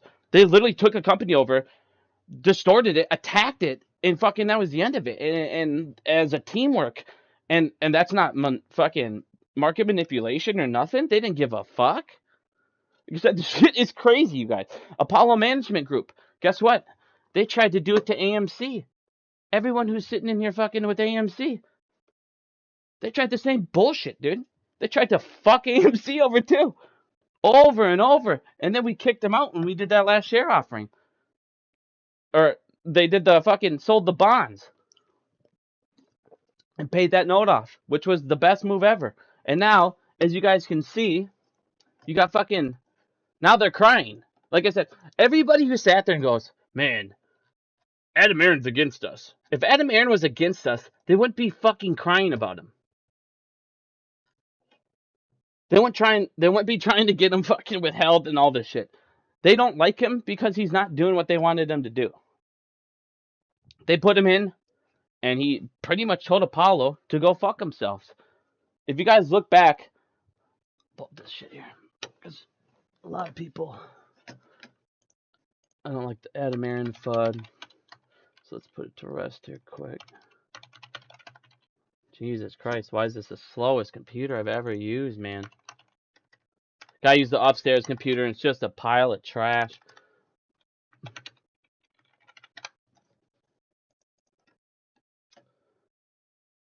So if you guys look down here and you read about the history, the growth, this is a very good Wikipedia article. I'll pop it up here. It talks about how Apollo Management Group came in, JP Morgan, and then talks about how Wanda came in. See, they would have already been successful a couple times attacking AMC and getting rid of it. But then Wanda Group came in the first time and pretty much stopped that. And the second time, they could have done it again. And that's when Adam Aaron was like, no, fuck that. We're going to go and do the offering. And that's when the apes stepped in. So, and on top of that, back in 2008 with Silver Lake. Let me pull up that Silver Lake part. So in Silver Lake, they were going to go under. AMC was going to crash. It was literally done. And then they got a $600 million investment from Silver Lake. And a lot of us were like, oh, pissed off. See, this is why I was so upset that everyone's like, oh, man, with like Mudrick and all these people and all these companies, everybody's blowing up. Oh, fucking Adam Aaron's a shill. Adam Aaron's a piece of crap. Oh, he's out against... No, he's not. You guys just don't understand how fucking business works. These companies that you guys got so pissed off, Mudrick, I'll even pull them up next. Mudrick, Silver Lake, when he paid them back, it's because without them, there literally would not have been AMC. They bailed them out twice. AMC was done. Like, they were done. They got bailed out by those two companies. So when Adam Aaron had a chance to go back and say, hey, you guys saved us. We were fucked before the apes even got involved. Now the apes have saved us. But now that they're going to keep saving us, we're going to repay you back and have that partnership and all this stuff still intact and good to go. So when everyone blew up, it's not that Adam Aaron's out to get us. Like I said, it's the fact that you guys don't understand how fucking bad off, how in debt AMC was, who they were in debt to, who bailed them out, who actually was helping them. You guys looked at the people who were helping them as, nope, they were attacking and trying to take them out. No, they weren't. If they were trying to help, if they were going to take them out, Silver Lake literally would have never gave him this investment, and they would have watched him blow away into the wind, and that would have been the end of it. But Adam Aaron himself, if you guys actually read about Adam Aaron and Silver Lake, he was the one who set it up because he had a partnership there, and same with Mudrick. He knew them. Yes, I get he came from Apollo Management, and that's probably where that all came from. But, like I said, if Adam Aaron really cared about destroying AMC, it would have been done multiple times over, you guys. So everybody that's like, Jesus, Adam Aaron, you got to pounce. You got to do this. No, you guys got to be patient and just chill out. Here, let me ask you this question. You have so many people. All right, everybody in here listening. GameStop, AMC, I don't care what you hold. How many people go, if GameStop blows up, AMC is going to explode? Almost everybody. Why? Because the same people are shorting them. When one blows, the other one should blow. They have to cover their shit or they're going to get fucked. They should get margined the same way. Everybody sits there and looks at GameStop like, hey, it's the greatest thing ever. They're doing this, they're doing that, they're doing this. Okay, well, if everything they're going to do is going to let it go off and squeeze, why the fuck's Adam Aaron got to do the same exact thing they're doing? Why don't you just let them do it first, let it explode, and let Adam Aaron continuously change fundamentals about AMC in every way possible?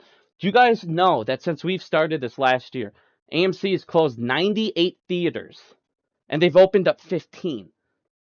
In that time period, they cut costs tremendously because they shut down all of their shittiest ones, and all of those ones they bought was in the top 150 theaters.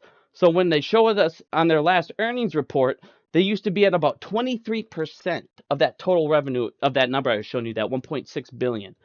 They went up to 26%, and they had 86 less theaters. That's a lot of less upkeep. That's a lot of less deferred rent. That's a lot of less bullshit. And you're making so much more, it's ridiculous. You're making more off those 12 theaters than all 95 of them. Adam Aaron is making it to where if he could get that number into the 30%, if they could start taking about 30%, 31% of that total revenue each quarter, dude, fucking A.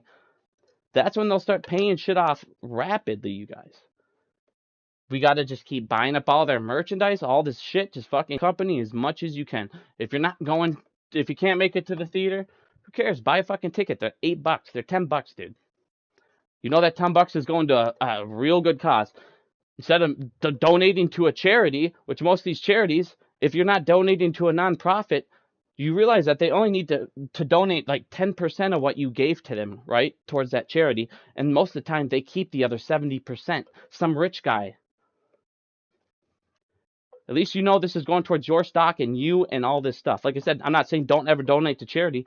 But like I said, when you do donate to charity, make sure you're doing it to the right ones, nonprofit ones, things like that. Like I said, guys, they're going to steal from you at any level is the point of me saying that. They're going to steal from you at every fucking corner. You just got to be smart.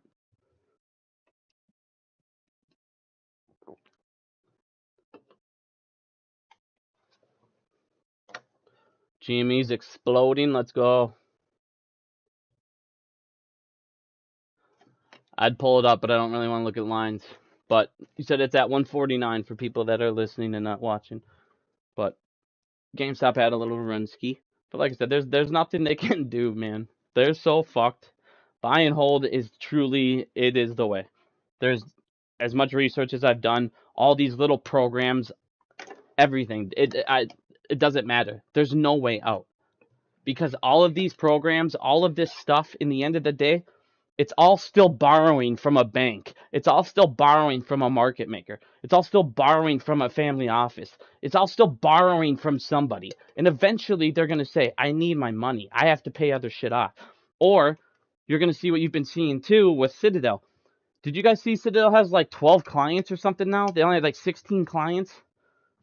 Like they have nobody left. People are leaving them. They're garbage. They're underperforming. All these hedge funds, Melvin, they're going down. Everybody's like, fuck them. HYMC, what's that at? Yeah, I mean, I don't remember what they bought HYMC in at, to be honest with you. I don't remember what the price they got it at. But either way, I'm pretty sure Hycroft. I don't really pay attention to Hycroft, but I'm pretty sure they pulled gold out and stuff last quarter, and they went actually like making, or they pulled out like 20 million or 200 million or something. Like they actually brought some money in.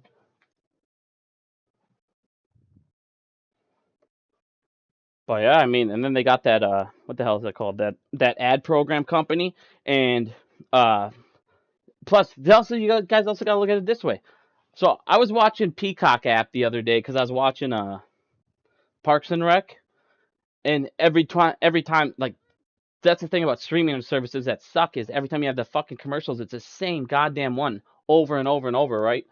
Well, on the Peacock app, though, they were playing that Nicole Kidman AMC app, which was badass. So you got streaming services that already realized we're going to need to partner with these guys. You have Netflix already realizing we're either going to need to start pushing out our movies into fucking theaters. We're losing subscribers like crazy. Movie theaters numbers are going up, up, up, up, up. Like I said, the writing's on the wall. Was AMC a smart play to short right away when we first got into it? Yeah, you bet your ass it was. They were losing money like crazy. They only brought in like 800,000 or whatever. It was like it was like 800 million, like all worldwide or nationally, which was like, so AMC was making nothing. They literally were losing money. They still had their highest interest bond. I mean, getting rid of those high interest notes is a big deal, you guys. That saves them a fuck. Like I said, I don't think people understand how much money AMC was burning through when we first started compared to now. It's not even close. And how much more money they're making compared to where they were a year ago. It's not even close either there. But like I said, you run out of fucking things to say about a stock, and then you end up doing this. We're gonna withhold Adam Aaron because we're fucking crybabies. Well, good luck with that. Because like we said here, the thing about it is Adam Aaron is unopposed. So I wrote this on the bottom just so people understand about the unopposed part. Because the unopposed part is massive. If he had an opponent, this would be a big deal, you guys. If he had an opponent, they would basically be saying, if you don't do what we want, we're going to put this other guy in charge. But since there's no one there, it's basically, like I said, it's meaningless. Because all he needs is one vote. If he gets one vote, he'll be elected. So it really doesn't matter because guess what? We're all going to vote yes. It's just like crying. Like I said, it's literally like taking your ball, pouting in a corner because you can't get your fucking way, and trying to put the blame on someone else for you being a crybaby. And the second we all said no to the second we said no to giving them that pay raise, that opened the door to this crybabying. So of course they're going to take any chance they can because, like I said, there's no bad stuff you can say about AMC right now. There's just not. Like I said, what are you going to say? They're breaking records every single week. A new pandemic record is literally happening every week. You got it at 30 cents? Well, if you got it at 30 cents, that's a hell of a deal. But honestly, I can't tell you what he got it at.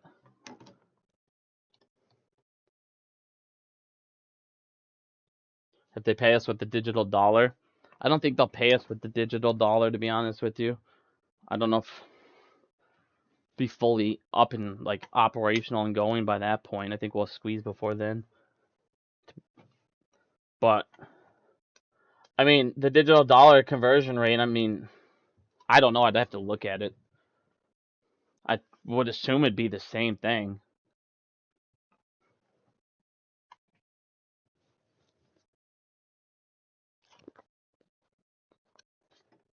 Can you have a shout out? I think your name's Tigrin Cinematic Universe. What's up, buddy? Sorry if I said that wrong.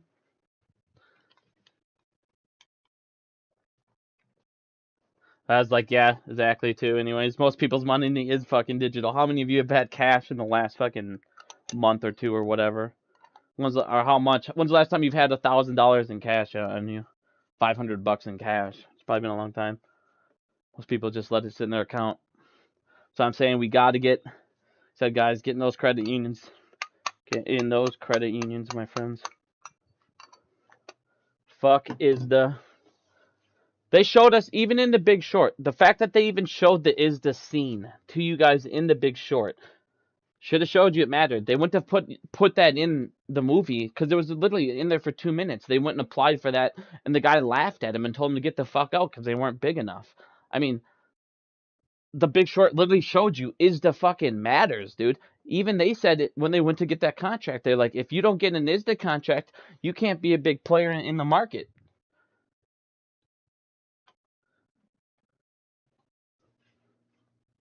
Cash is king, man. Yes, it is. I always have at least 2,000 in cash downstairs, you know, in my little safe. Just cause, never know when the fuck is the Phil. I agree, my friend. How you doing, buddy? Hi, Edward. How you doing, buddy? Matt Coors puts on high heels.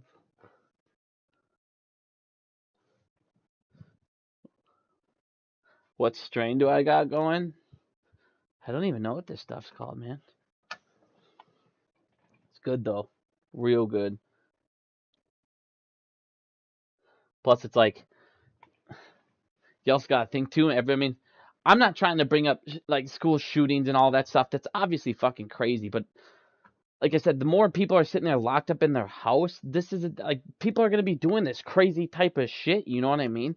So it's like everybody's trying to get out, going to the movies, get the fuck out, go and do these activities. We've been cooped up in these houses for the last 2 years. It's like that's the problem. You had all these fucking people, like I said, that was. These guys sit there and think people want to sit there and stream and stuff still. It just blows my mind. Like, no one wants to sit in their fucking house anymore. We've been beyond doing that for years now. And then oh god, I gotta show you guys this. This shit would fucking crack me up. I had to post it on my Facebook or Twitter. This shit was hilarious. Fucking, where is it? So, yeah, here it is. So now, you guys, this is why I say, if you did the vaccine, you know, good for you. You know, you guys do whatever you want. I'm not here to talk about getting it or not. I don't care. But the point is the CDC is a piece of shit company, and they're gonna fucking scare you into anything and making you think you need these things. Now, I'm gonna show you guys some common sense here with this monkeypox. Okay, let's just have common sense for 2 seconds. Now, this stuff is spread. First of all, you can tell pro agenda, right? Okay, so first of all, you got this coming at us. They go, this is the problem with shit, because they got to make everything fucking agenda wise, and I'll prove it to you. Monkeypox. They go, monkeypox is. It's like monkeypox is. It's only in gay people. They say forever. Like it was like 140 cases, all in gay guys, right? None in women. Blah blah blah. So first they're gonna scare you to break it. So all right, you're against something, okay? It's these people. These people caused it, right? Not us. Now, you come over here and you find out, okay, watch this.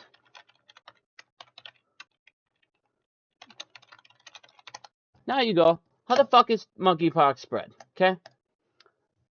So, they say it's monkeypox is spread, you know, droplets. It's basically from contact and fluid, okay? It's your blood, whatever, semen, any of that, whatever it is, blah, blah, blah. You have to do that. So it's not airborne, okay? It is not fucking airborne, right? Today the CDC comes out and says, everybody, you gotta start fucking, we gotta, monkeypox level 2, get those masks back on. Now think about this, okay? It's not fucking airborne. That's the African monkeypox? There's a fucking different one?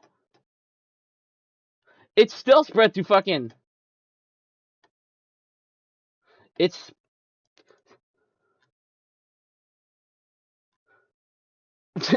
Wait, am I looking at the wrong motherfucker? No. Yeah, it's fucking spread through fluids, bro. So, with it being spread through fluids, they want you to put a mask on, okay? Now think about this. If those drops of fluids get on your fucking mask, guess what? It's now rubbing your face, your eyes, your mouth, over and over and over again. Okay? Now tell me how that's more sanitary or safe than not wearing a mask. Tell me what a mask is going to do with something spread by fluids. But they got to get you that scare factor on all the bullshit. You see what I'm saying? All right, you got to go here, Mr. Adult Dating Site. We don't do that trash up in here. Bye-bye. Sorry about that, spammers, you know. They got really cool lights.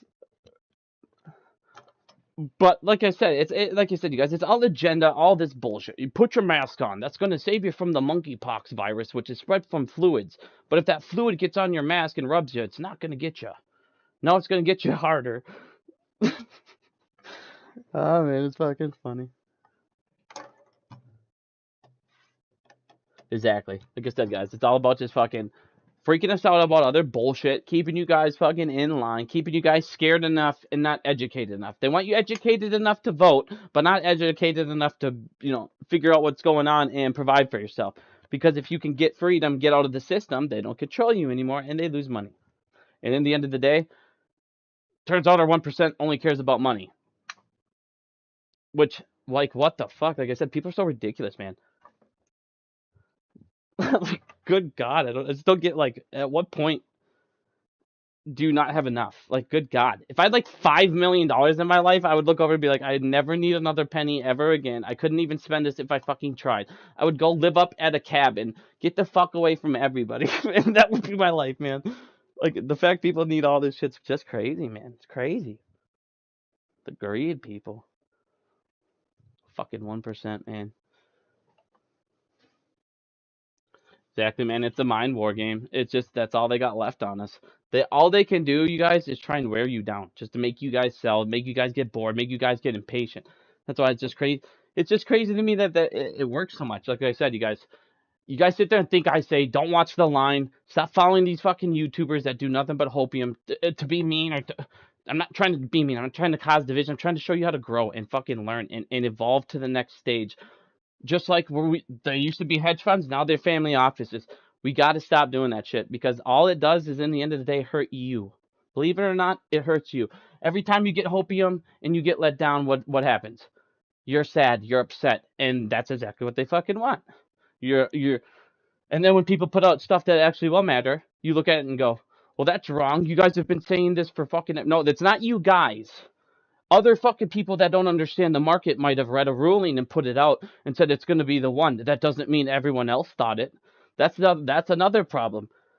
Everybody lumps anybody who puts DD out together. It's you guys. No.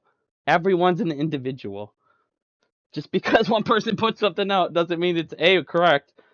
And like B, look at Boss. Everybody's trying to rip Boss Blunt's head off now because it didn't blow up because of the executive order. You were wrong. You're the biggest piece of shit shill ever. Maybe he just read something and gave you guys his interpretation of the document he read. How many people actually took the time to read the document? You see what I'm saying? So I'm not trying to just defend Boss, but I'm just saying because he's the most recent example of somebody who put DD out and just got slaughtered for it. When it's like, you guys, that's not necessary at all. At least we still learned something. How many of you guys knew about an executive order, knew they use this collateral, new stuff? You still learned something in the end of the day. I don't like to attack people that put out DD. I like to attack people that fucking come up on the community, say something for 6, 7, 8 months, get everybody all jacked up on that certain thing, hopium it up for 9 months, and then 9 months later go, never mind, it can only do this. Never mind, it might do this. No, we don't flippy floppy here in the community. If you're gonna say something for 9 fucking months, say you were wrong and make up for it. Like I said, how many people have said sorry? And like I said, if you got rich off this shit, if you got rich off this movement, I showed you guys how much I've made off this on YouTube. I've made a whole $5,000 in fucking 16 months, and I put out more than all of them, and 90% of them just took my shit and made a video on it. They should be giving back. They said, fuck, I'm not even making enough. I'm trying to do a game show to give away my fucking YouTube check. I said, that is what drives me nuts. If you're not going to provide information, why the fuck are you taking money from the community? Fuck off. That's shilling, man. That's grifting, motherfuckers. All y'all listening that have a YouTube. When you say something 6 other guys just did, just to make a fucking video, we didn't need 19 guys going, my response to Trey Trade's video of 100K. We don't give a fuck about your responses, Jesus. That's the shit that I'm talking about. Those fuckers don't need, that type of shit doesn't need to be getting 55,000 views when educational shit gets 6. Then people that do DD, they leave. And you get lost in this follow fucking hopium. Like I said, it's a hell of a drug, but you guys, you gotta fucking cut the vein, you know, cut it off. I'm telling you, your life will be a lot happier.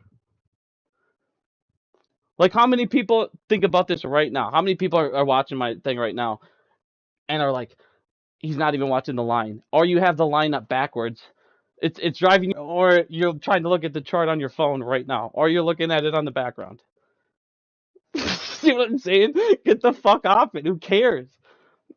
I'm glad AMC went up $1.30 or whatever it went up today. Sweet. I'm glad that makes people happy. But tomorrow it could go down $1. You're in a squeeze play. Who cares? Who fucking cares what the price is at that moment? Unless you're gonna sell or buy that day, guys, go live your life. Be happy. Fuck. Know what I'm saying? Go do stuff. We're a fucking community. This is like the one thing that like blows my mind. We were a massive community of people who play video games, but we don't have like a giant community Discord where everybody plays video games together or anything like that. Like, at this point, we need to stop watching lines, bro, and start getting together, communicating, making like connections, fucking, and growing out and branching out to other people, teaching. Anyone you teach, think about this. Anyone you teach is somebody you could be potentially saving their entire everything. You could be saving their retirement, their home, everything for their family. They might lose everything, just like the people in 2008. Every person you can save should make you feel amazing.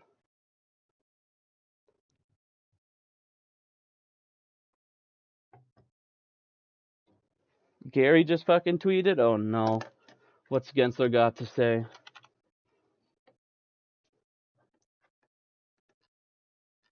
Where the fuck is Big Gary? Why isn't he popping up for me right away?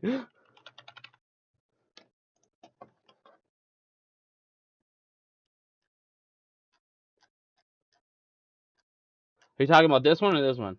Talking about this one?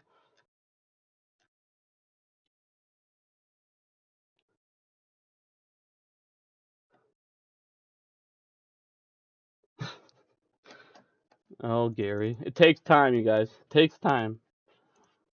What's the stream about? Man, Cindy, we've just been talking about everything. A little bit of this, a little bit about that. I mean, we're not even doing like community, like people going out to see the movies together. Like I said, man, we should be doing so much more. Growing. But instead we're watching the same people. Like I said, I don't give a fuck how long you've been following somebody. It doesn't matter. If they're still pushing payment platforms, you've been following, all that means, it doesn't mean that you owe them anything. It just means you've been following the wrong person for too long. Because the fact they're still pushing Weeble, that shows you the fact that they don't give a fuck about you. I don't even care if they go, I use this for charting. Doesn't matter. You using it for charting and advertising means other people are going to go download it, does it not? Are they going to now use that for charting? Yes. Well, guess what? Now they're going to go, well, fuck it. It's already easy because everyone's lazy. It's already too easy, so I'm just going to fucking use the Weeble thing to order now. And that's what's happening. Like I said, man, we gotta stop fucking doing this shit. People that are not pushing the right agendas, we gotta stop fucking following them. It's that simple. And push the people that are pushing the right agendas out to everyone else.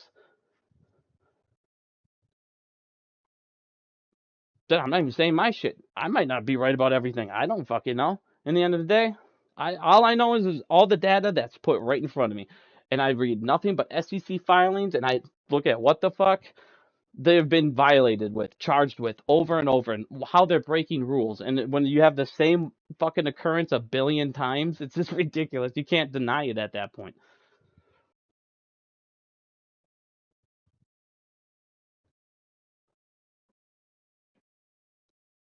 But like I said, man, getting out of these banks into credit unions, local mom and pop banks. I'd rather you be in a local mom and pop bank than you even be in a credit union bank, because you never know what the fuck. I mean, they're for nonprofits and they're for their. I mean, credit unions are better anyways. I don't know why people even use big banks, to be honest with you.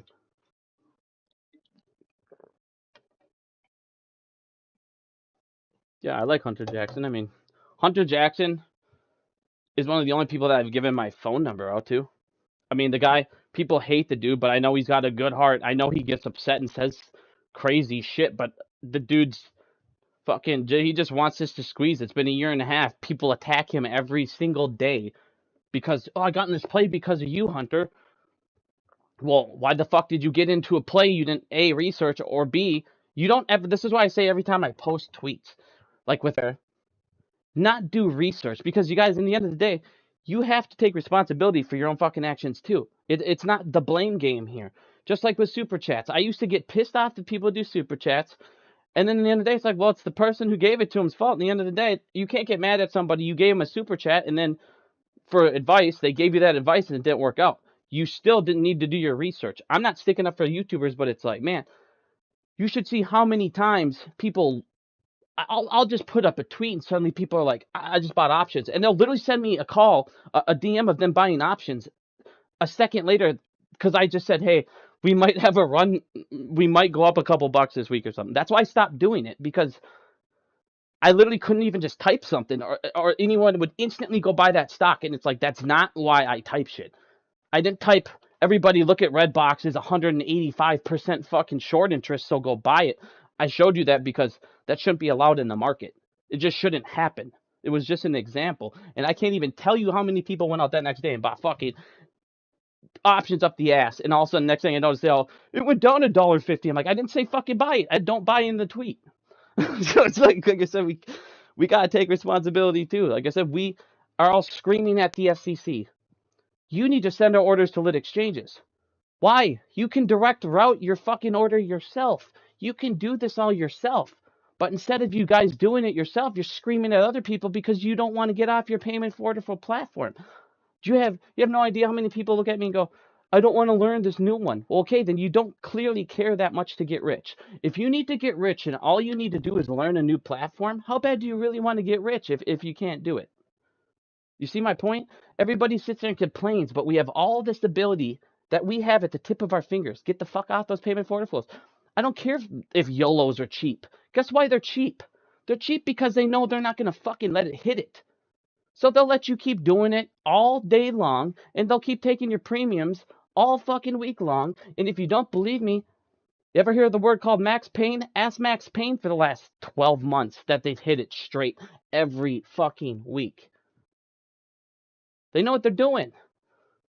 You're going up against trillionaires that own the market. Stop doing what we did in the beginning. Evolve. If you don't know how to play options, don't play them. And if you're going to play options, I'm telling you right now, as a person, I trade fucking options. I'm telling you right now, if you're playing options on AMC, you can make fucking so much more on other stocks playing options on those. It's not even funny. Play it on other shit that matters. People that go, you got to have a gamma squeeze to get a short squeeze. Really? Is that the case? Show me in the fucking history of all squeezes where it took a gamma squeeze first. People that sit there and like, oh man, it can't hit $1,000. GameStop, when it hit 500, did you guys not read the report? It said that there was no covering involved. It was FOMO buying. So if FOMO buying can get a stock to 500, what can covering get that to? They literally said that no one covered. The entire report said no one covered. So if FOMO buying, so people that say it can't hit 1,000, you're telling me if FOMO buying bought it up to 500 with them hitting the no one else can buy, what the fuck would it hit? A, if they didn't take away the buy button, and B, what the fuck would it hit if if people started covering at that point. Holy fuck. If the SEC is saying they didn't even cover, what the fuck? 500 without covering? Without single people covering? You're talking fucking thousands and thousands if they're covering. That's just math. Like I said, man, this just... Don't sell yourself short because this won't happen again. It's not gonna. They're gonna look at this moment. They're gonna come. They're there. I promise you. They're sitting back there. Ken Griffin lost his entire hairline. Do you realize his hairline? It receded back 6 inches. It's gone. He doesn't even fucking have a hairline anymore, man. It's just hair sticking straight up and coming out. They know it's coming. They're literally trying to do any fucking thing they can to grab another day. And if you guys remember that interview, that's all Ken Griffin said. All we care about is surviving one more day. One more day. Just look for one more day. And if you guys look at it, in 2008, when he almost lost Citadel, Ken Griffin, what did he say? The one thing I did wrong was I tried to be a bank. Only banks can be banks. Because only banks got those privileges, and only banks are too big to fail. Now he's evolved. He's gotten a little more richer. He's trying to get those abilities that the banks have, so he can get away with more bullshit. If you guys look, Citadel. What the fuck was it? God damn it. It's not a prime broker. It's a fucking... The hell... God, I'm sorry. I'm thinking too much. It's a fucking... It's not a prime broker. It's a prime fucking... People that do it... Hold on.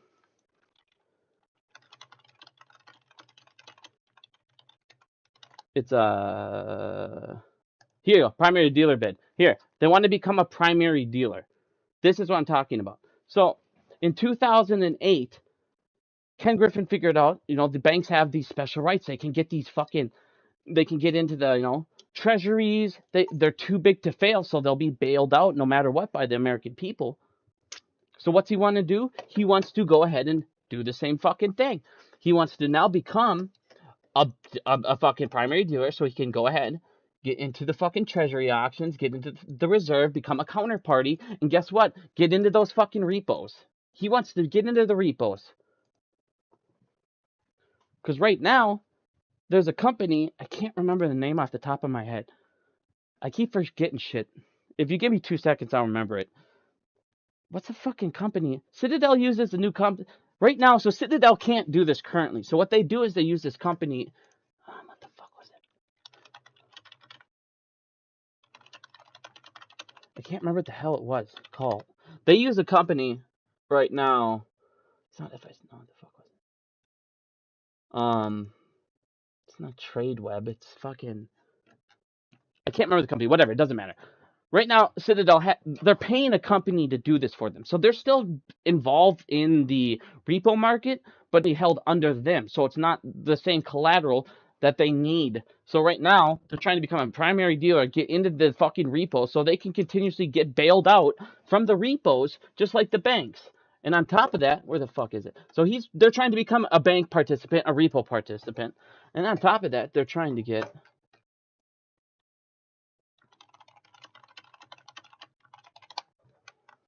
Sophie, what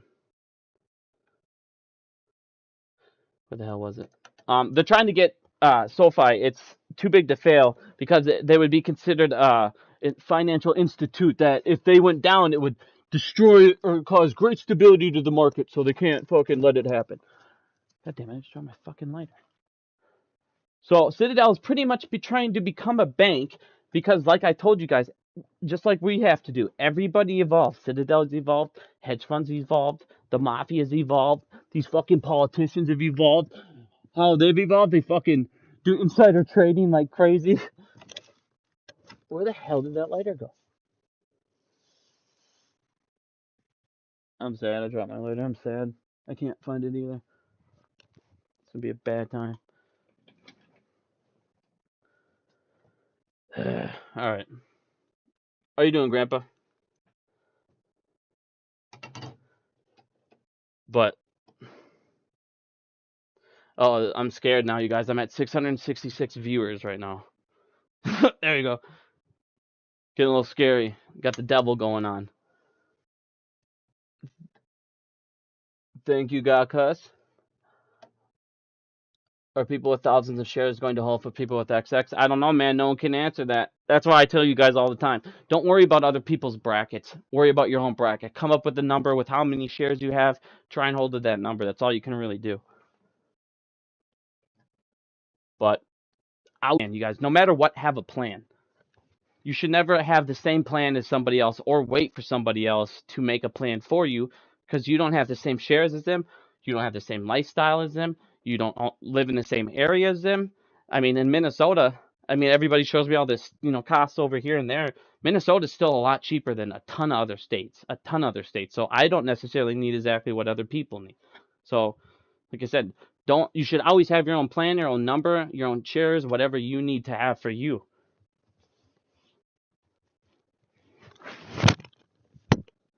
I mean, yes, we are a community, and yes, we should definitely hold as long as we can.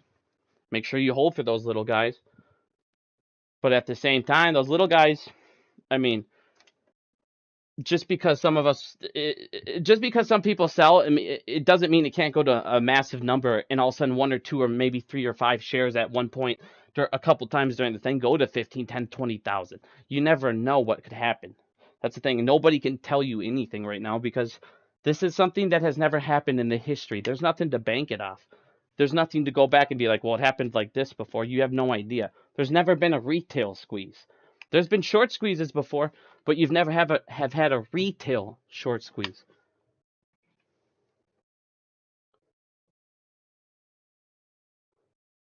How do you feel about all of us giving $400? I mean, it's always nice to think about stuff like that, but what are the chances? And on top of that, too, it's like I don't like to tell people to put money in anything or like do something like that because I don't know anybody's financial situation and I don't need anybody to burden themselves or do anything of that nature or hurt themselves financially in any way when shit's already bad enough just to maybe push something and all of a sudden, let's say we all do it and it doesn't squeeze. Now those people are on hardship for how long? It's just, I like to always think about the community as a whole, and I try to think of everybody and the little guys that can't afford stuff like that. I mean, a lot of people that say, let's just throw money at AMC. Well, you also know people need to have it too. And I don't like to just talk for other people's cash. You know what I mean? I don't know. Thank you again, Barney. Don't worry, buddy. We'll put this cash into a little game here. I'm trying to figure out how to do the game show I'm gonna do because it's like I want to give some cash out, get people excited because maybe then people will start, maybe they'll study a little bit. Maybe I can bring some big subjects, but I'm trying to figure out like how do you guys think I should do it? Should I do like a game? Like I want to do like a Jeopardy type thing, but at the same time, like should I invite like 5 people each week? Should I do it with the chat, first person to answer? That's like one of my hardest things to figure out is how to get people involved or who to get involved because I don't want it to be some like crazy shit and all of a sudden I'm like trying to stare at the side chat and all of a sudden 9,000 people have answered at once and I can't see who answered first, so I'm trying to figure out how to make the game show because like I said, all I wanted to do is just be like Jeopardy, but you'll just win some real cash right then and there. I mean, you can win maybe 10, 20, 30, $40 if you answer it right. We'll give you like 5 seconds, 10 seconds, whatever, real quick, so I know you're just not Googling it up, or maybe, I'll give you, so I don't even care if you Google. Maybe that way, at least I know you Googled, you looked at it up, and you learned information. So, I mean, I guess in the end of the day, I don't care how you learn it. We'll figure it out. I'll figure it out. We'll do something fun, though. I'll get my webcam set up. We'll get like a board or something fun. I just don't know how else to make people excited about learning. Other than, like I said, maybe giving you guys the ability to win some money.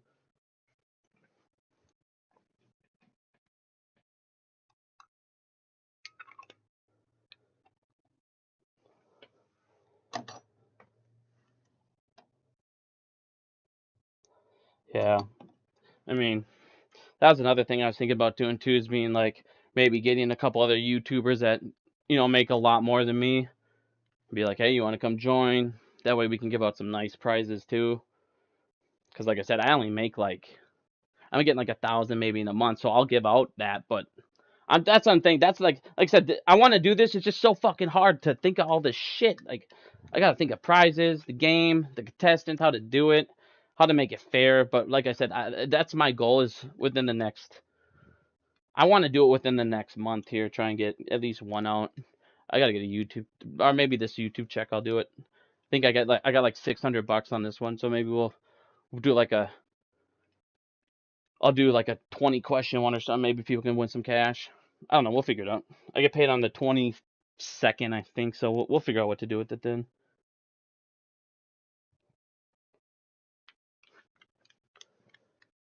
Eric, I don't even know what the hell that is, my friend. AMC is at 10%. Let's go. I mean, I suppose I could fucking stream more too. Maybe I'll leave a stream up or something. Be like all donations to the game show. Maybe just leave it up for like a day or two. Whatever we get, we'll just give back to the community. Something fun like that. I don't know. Whatever, we'll figure it out.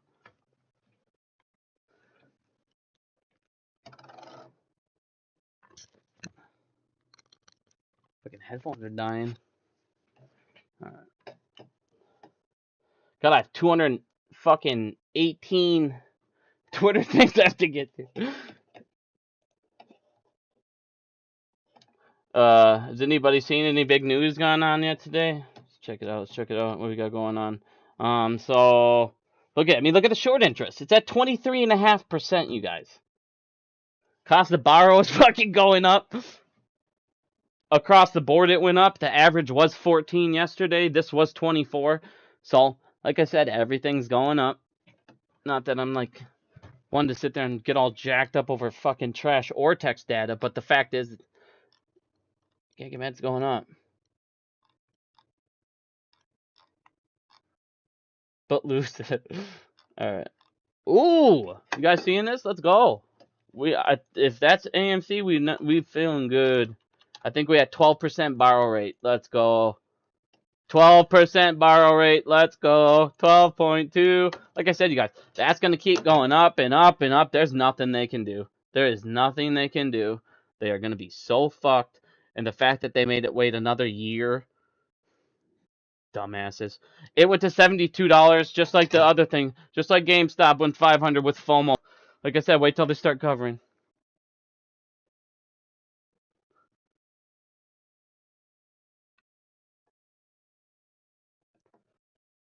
Eric? I mean, I'll check it out quick. Just because that's crazy.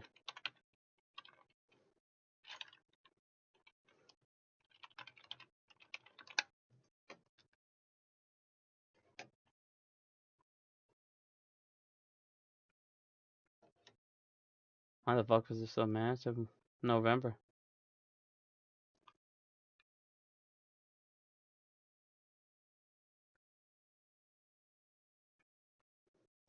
Yeah.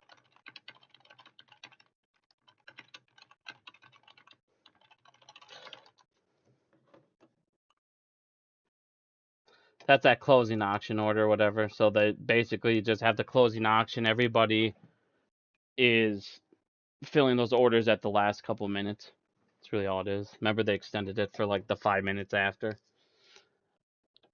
Oh, here it is right here. I think it's 5 minutes after or whatever.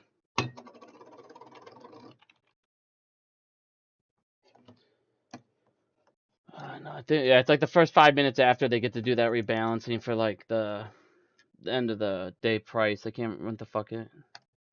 No. Here you go. Let's just do this.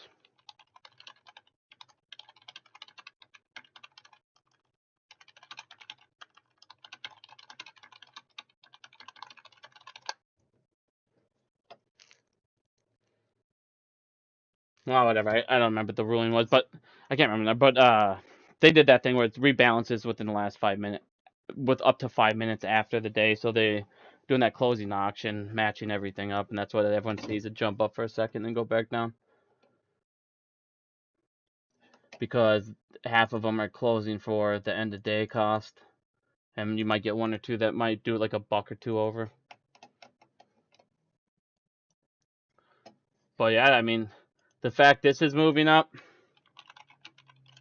is real nice to see. It's super good to see.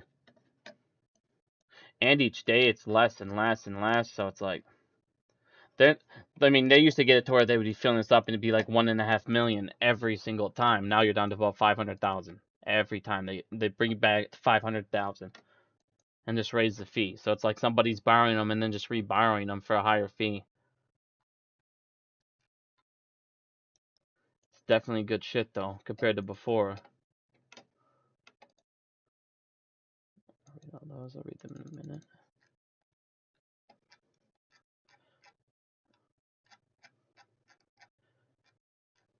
Time is it 3:30? I'm gonna go in about 10 minutes here, 15 minutes here, you guys. Me and the wife here are gonna go to the Mall of America. Gotta go get me a new KG jersey.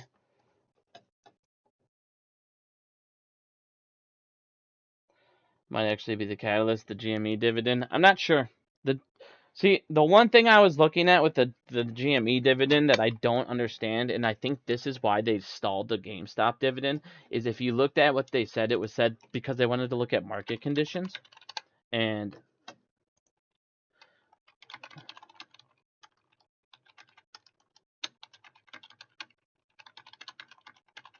pretty sure they said they didn't want to do it because of market conditions.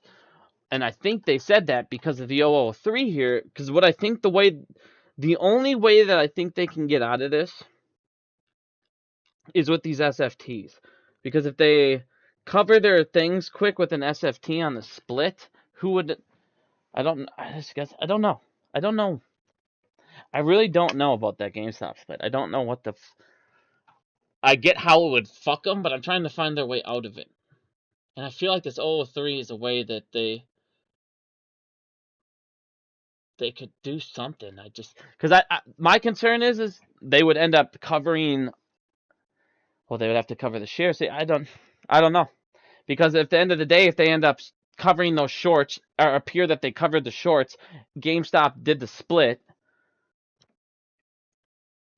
I don't see how they would have to pay anything at that point, because when they would come in to look at all the things, they would all be fucking covered. But it all depends too with this, because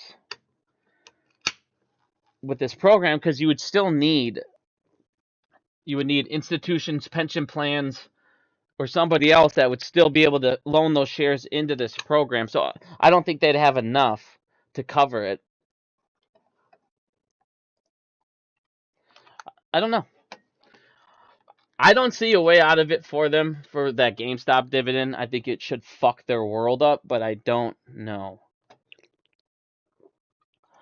What's an SFT accomplish for them? It can be, for one day, it can be covered as a naked share. They can just pay a little fee instead of covering the naked short. So they could buy a whole bunch of, if they were going to get margin called that day, and then they would no longer get margin called. It would give them another month or whatever till the next margin call comes. But all SFTs are is pretty much like a one-day get out of jail free card if they have the shares in there for the SFT. But like I said, this program shouldn't have a whole bunch of shares in there or anything.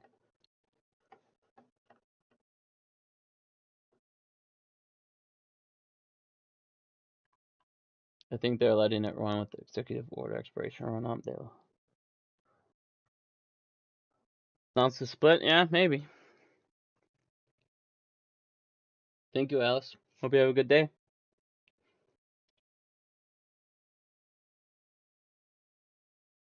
They should do it. They should do the dividend. I can't see them not. Let's see here. SEC in bed with the hedges. They'll initially deny GameStop plot. I don't think the SEC can do anything about it. If the hedge funds have naked short positions on those, they're going to have to cover them on the split. Why are Fed repos still happening? Why are the Fed repos still happening? Because the Federal Reserve is... Alright, think about it this way. Ken Griffin is the guy who comes to your house and shoots you in the face. And then he goes and walks away. The feds are the fuckers who come over, chop your body up, burn it in acid, and throw you into a fucking lake. The Fed is the biggest piece of shit in the world. They're the cleanup crew. And why are they still doing repos? Because there's still messes to clean up. AMC dividend. AMC doesn't need to issue a dividend, and I hope they don't. Like, they literally don't need one. The only kind of dividend AMC can issue would that I wouldn't be like, all right, would be like an NFT type. But cash dividend or like a stock dividend is not a good idea where they are financially at this point. Like I said, there's no reason to do stock splits, all dividends, all this shit. Like, it's going to collapse on itself regardless. So AMC does not have money to throw at these little plans everybody wants to have happen just to watch them fail. And then AMC does not have money to recover that right now. They got to just, like I said, they're spending their money just fine. Everybody that wants them to do more, you're just impatient. That's it. That's 100% all that's happening. Me personally, I wouldn't have Adam Aaron do a fucking single thing differently personally than what he has done. He's done nothing but focus on getting the company where it needs to be. And I already showed you fundamentally how much he's changed that over the year. It's not even funny. Like, they're not even really concerned about going down at all anymore compared to last year. That was an honest concern about them. Now they're out there buying projectors. They're partnering with people that are all over the world. They're going to be in Saudi Arabia. If you guys, a lot of people are now looking at that Saudi Arabia 7 expansion, and that's a huge expansion for them.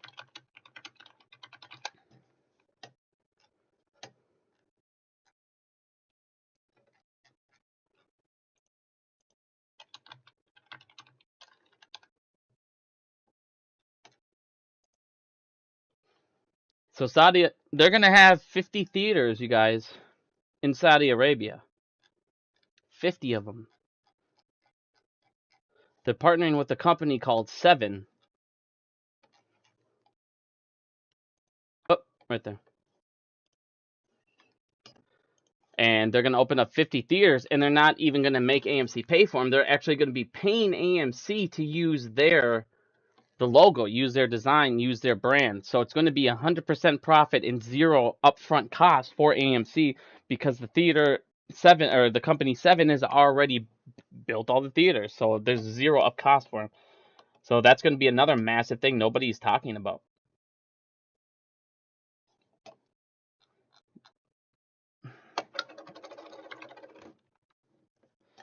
You got AMC joint venture between AMC Theaters and 7. They want to open up 50 theaters, offering 500 screens within the next 5 years, and this was written a year and a half ago. So they're already getting these theaters up and running, and they're hitting a space that's a multi-billion-dollar space where there's not very many theaters. This will be a huge, huge source of revenue for people, or for AMC that people are not even thinking about or talking about. Like I said, they got the gold mine. They're literally advertising on these streaming services.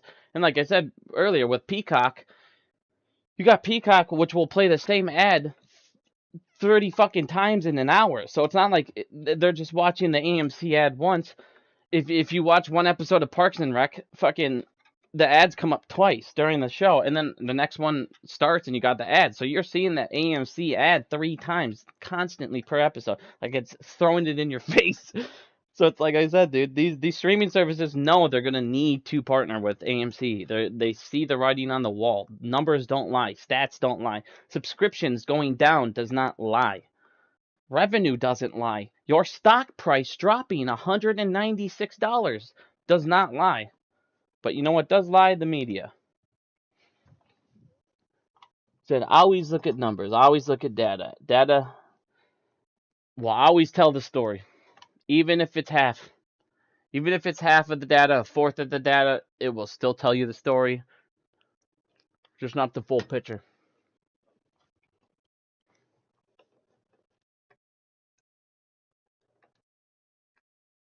We need to go on vacation to a beach somewhere. Yeah, The one thing that I do agree with Lou on, like the only thing I do agree on is like, yeah, man, like an ape fest would be fucking sweet, something like that. Like I said, we should just do more community shit. Like that's what we should be working on. Like, man, we used to have space calls all the time where people wanted to come in those space calls and learn, and now it's just one person will have a space call, and like the space calls got messed up because everybody would just sit there and wait for Terra, or they'd wait for Rocket, or they'd wait for Pete, or they'd wait for Jay Brown. They would wait for one or two or three or four people every time to open those spaces. Guys, open a space call. Guys, if you're just sitting at home bored out of your mind, join one. What's the worst that's going to happen? You're going to meet somebody you might like. You don't like what you're hearing, you can leave and find a new one. It takes 2 seconds. Is that we're all focusing on so much of the wrong stuff in this movement right now. It's like I said, we got to evolve. We got to move on. Move on from the same shit, watching the same 8 people. Because those same, like I said, you guys saw a point where the DD passed most of these YouTubers. It happened. I'm sorry to say it. It happened. Most of them stopped doing DD all the time. You saw when they did it, they literally got together and said, they literally told you guys, we're not going to do DD anymore. And they're not. But yet they still get followed more than anybody. Like I said, you guys, it's crazy. We gotta, people are out there giving you the answers. I've given you guys the answers for a year and a half. And data shows me nobody's using it. Nobody's listening. Said these payment for order flow platforms, all these things I've told you guys, it wasn't because I'm trying to sound different or smart or cool from these guys. It's because that's the answers. All the problems out there, all this. I'm not saying I know more than anybody out of these YouTubers, but when I have people that work in the industry for years, Dave Lauer will talk to me about stuff, ask me. I mean, when we're at the point where people that have worked in the industry forever are asking me stuff, I think I know a little bit about the market to where it's like, that's why I put up these answers, man. I've researched it for hundreds of thousands of hours at this point. Literally, I work I work 60 hours a week almost, come home and I do this shit for like 30, 40 hours of just reading SEC filings all day long. That's all I've done for years. Some are listening. Yeah, some are listening, but the problem is when you see that fidelity, data come out and it says that only 3% are direct ordering. Otherwise, it doesn't matter. Everybody went nuts when that 606 report came out, and everyone's like, "Oh my God, they're still sending all of our orders to Citadel." And I was like, "Yeah, because you guys aren't ordering, you aren't direct routing your orders. Of course they are. They're going to send it to the market makers because it's not payment for order flow, but what they get are called rebates. So it might as well be payment for order flow. They get rebates for sending them to the market makers. It's you have to direct route. If you don't direct route, I'm telling you right now, if you do not direct route your order, and I don't care if you say, man, let's go to public. Anyone telling you to use public is an idiot. They're lying to you, and they're wrong. They go OTC as well. Randall Cornett literally showed us that. He pulled up their 606, and they send 100% of their orders to an OTC market. It's the same shit.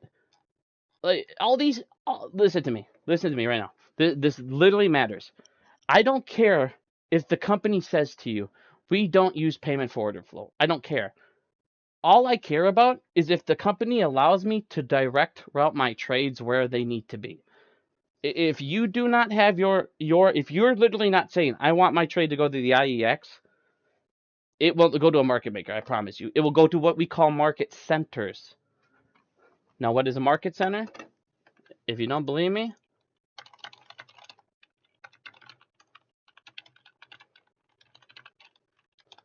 market center is literally made up of an ATS, dark pools, and market makers. Now, where the fuck is...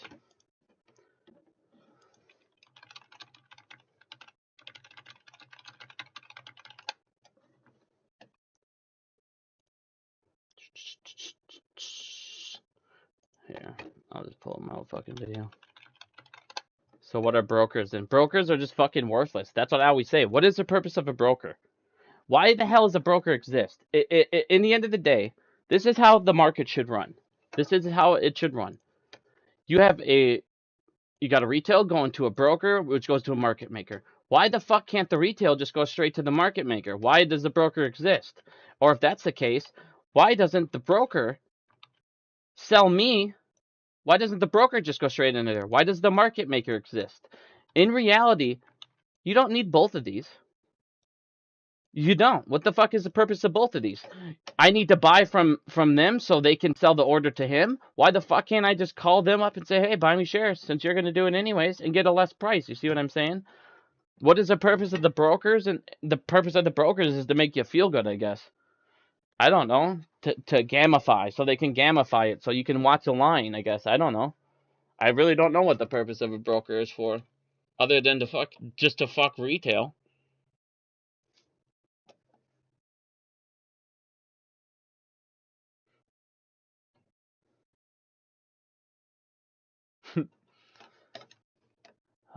Always with the Bigums drawings. You gotta love them, though.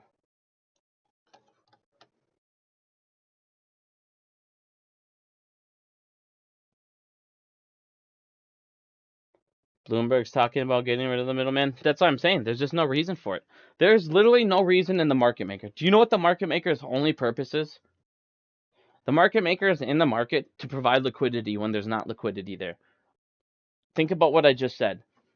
That means that the market maker is literally in the market to provide shares or to provide liquidity when there isn't any. So their only job is to make fake shares so the wheel keeps turning. That's what they do.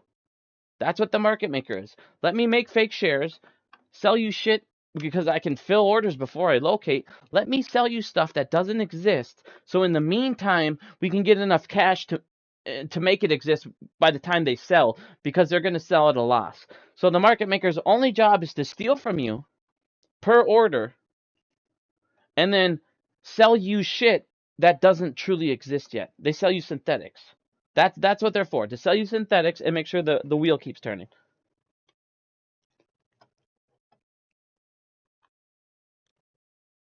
Oh, you're supposed to reach 4 million retail investors? You talk to your friends. You use your Facebook. Use your Twitter. You guys have more reach than you think. I have 35,000 people on Twitter, and if every single one of them went out and reached just one person, we're already talking 70,000. Now, if they all go into like their little group forums, this, that, everybody knows about ordering lit, but you guys got to get the point that it's got to be done. It can't just be, well, I'm one person. It's just like voting. It's like voting all over again. Well, I'm just one vote. It won't matter. Okay, well, it will matter when one person says that a million fucking times. Then it matters.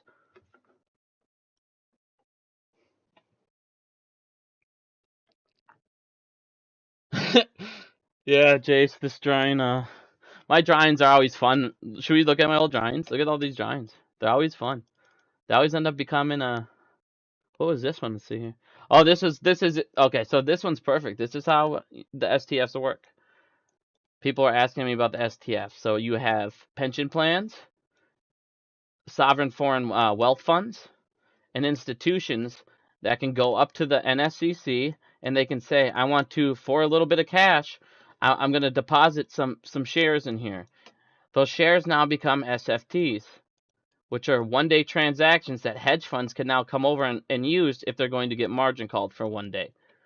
But there is a limited supply. So if 1, 2, 3, 4, 5 hedge funds all come over here to try and get the same stock because all 5 got margin called because all 5 were shorting AMC, maybe only number 1 and only 2 get enough of the SFTs, and these 3 still get margin called. So what it's going to end up doing in the end of the day is, instead of the squeeze going to 1,200, it'll make it go to 800. Because it's just to take off just a little bit of the burden is really what it's for. That is all 003 is meant to do. But we know the reality, it's meant to fucking do some more bullshit to prevent margin calls. Because they don't want market squeezes. Because they say that market squeezes are bad for us. It's bad for the market when it's volatile. It's bad for the market when it squeezes and institutions aren't winning. Yeah, we know. It's great for the economy, and it's great for the world when hedge funds, it squeezes as hedge funds fucking win, because then everyone wins. Pension plans win. Yeah, and so does the fucking tool bag 1%ers. And then the people that did win during those trades get stolen from fucking anyway. So it's just a big joke. It's just a big funneling joke. Like some people call it. It's called trickle economics. It's just everything trickles down to the fucking 1%, no matter what. Just bullshit. If you said something to me on Twitter today, I apologize. I had like 300 notifications. I have not looked at any of them.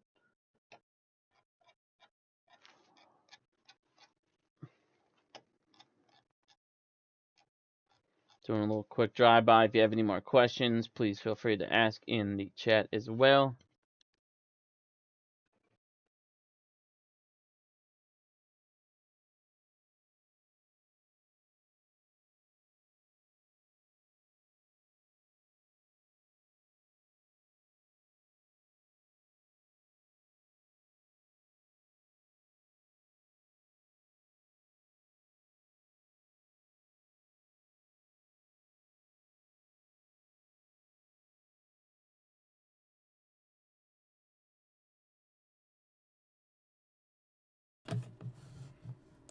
Alrighty, sorry about that. My fucking microphone died. That was pretty sweet.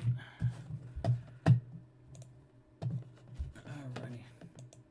Yeah, trickle-down economics literally is meant for the 1%, and that's it. It's a complete joke. But that's what we're in now, my friend. I mean, like I said, even Thomas Jefferson, read this quote, he said,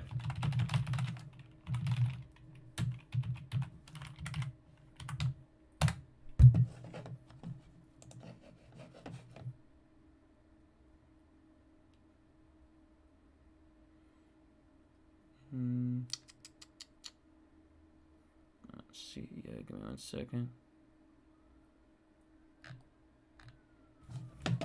Let's pull up on my fucking...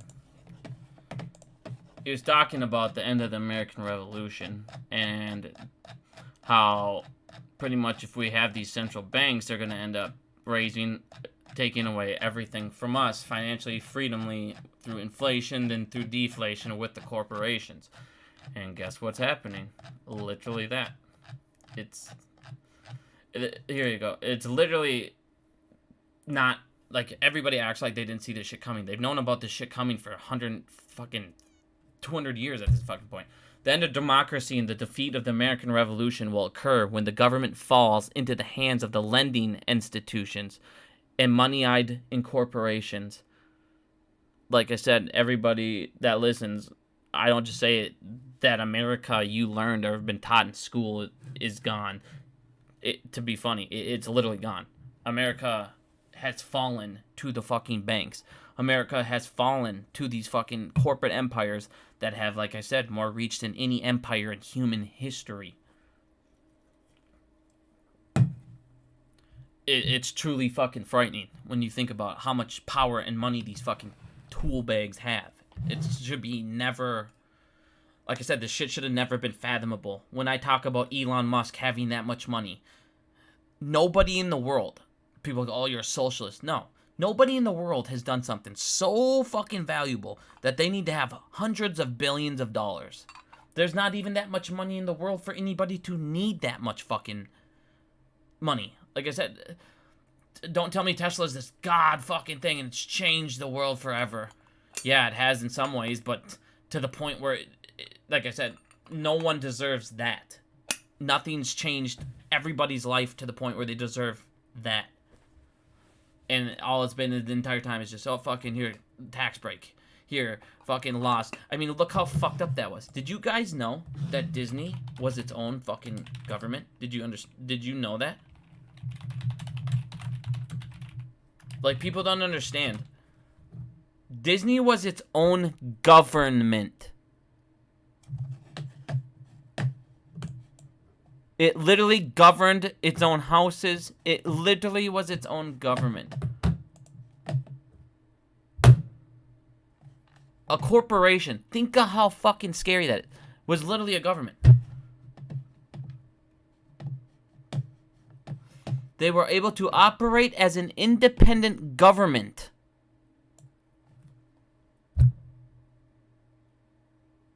What?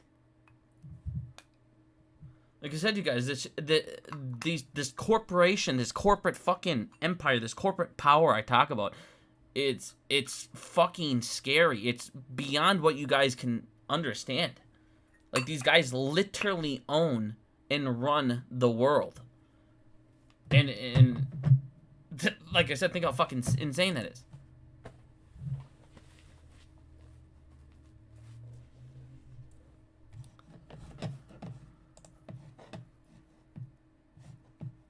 Like I said, these people we're going up against, man, they have no fucking shame.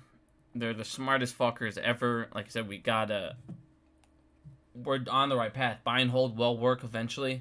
Like I said, we gotta make sure this shit's fucking done after this squeeze. Don't take your foot off their throats. Fuck these guys. They need to be gone type shit. This shit needs to go away. It literally needs to not have any chance of coming back.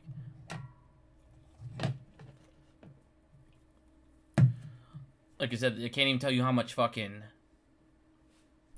technology we've lost. How much better our lives could be to this fucking day. But instead, they're the worst it's ever been. You're literally living through another fucking Great Depression, pretty much. And if we're not there yet, we'll be there pretty fucking soon. The fact that they're making this big of a deal out of these monkeypox and all this bullshit. Like I said, it's designed to keep this fucking... We gotta keep this fucking shit down. We gotta keep... They can't leave the pandemic. Because, you guys, the pandemic has been the most profitable thing for corporations in the entire history of the world. They have made more during this pandemic than they have ever. They've basically tripled their fucking investment. They have tripled their worth.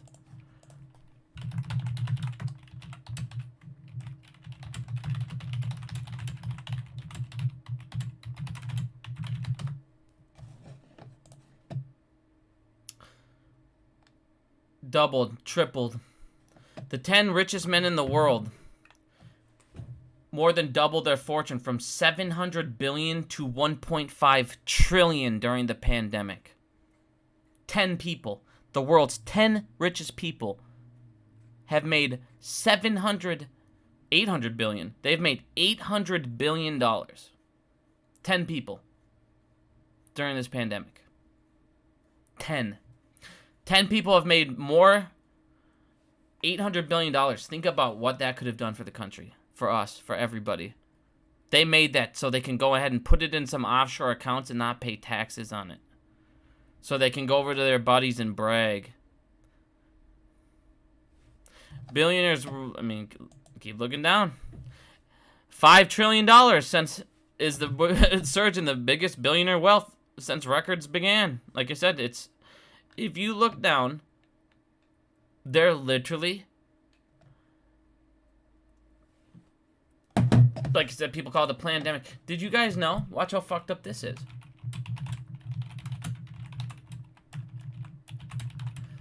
Bigums, why the fuck aren't they fixing inflation? Right there. They made a brand new fucking bet. You guys.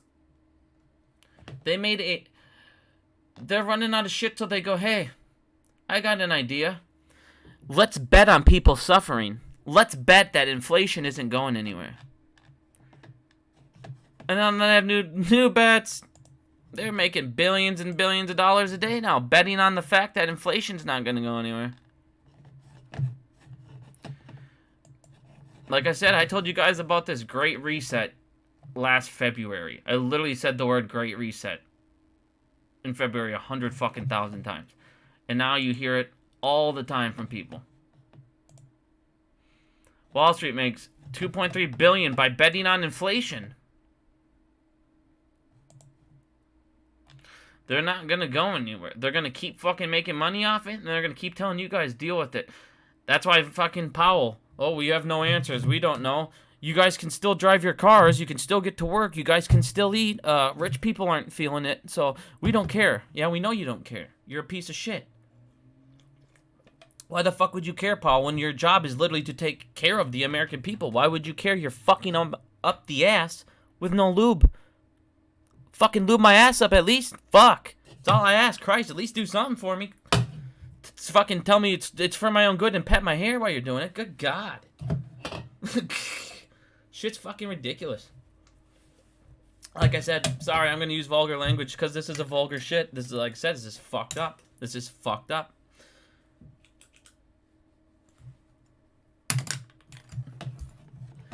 You have an opinion on gold and silver? I own gold, but if you're gonna get gold, make sure you buy gold. Don't buy gold stocks or gold something. Get actual physical gold.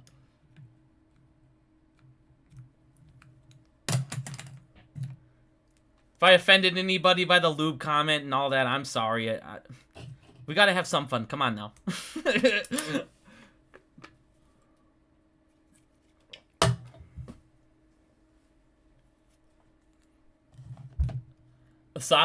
You don't want my thoughts on CBDCs, dude. If they bring CBDCs in the United States, I already have my fucking gat ready. Fuck that. CBDCs are alright, we destroyed the dollar so much, we need to make a second currency, and we're gonna be so corrupt, and we're gonna be 100% in charge of it, and it's like basically saying, we're gonna let the cartel, you're gonna let the banking cartel make their own cash. You're gonna let the mafia make their own money. Okay. And not only does the mafia get to make their own money, and you have to buy it, they can tell you when you can and cannot buy things, and they can shut you off whenever. And if they don't like a purchase you just made, they'll just deny it. Like, no. It's for your own good. We're in charge of your money for your own good. Yeah, we know.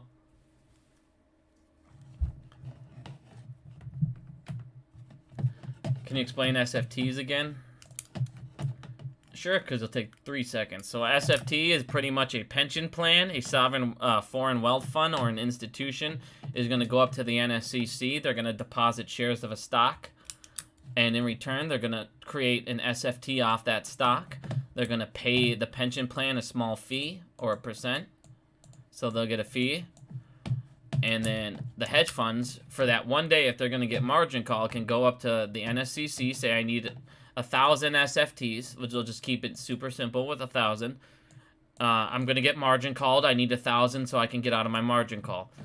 Well, a lot of people think that this could stop a short squeeze, and the reason it cannot stop a short squeeze is because if you have 5 or 6, 5 to 10 to 20 to 30 hedge funds all coming up to the NSCC saying we need AMC shares, there's only going to be so many because you only have what institutions, pension plans have deposited into the NSCC. So there might only be 1,000 total, but you have this many hedge funds and they need 50,000. So all this is going to do is make the squeeze go from 1,200 to 800. So they would give it to the guy who's going to get hit the hardest, and they're going to try and lessen the impact of a squeeze is all it's going to do. Is it going to stop a squeeze? No.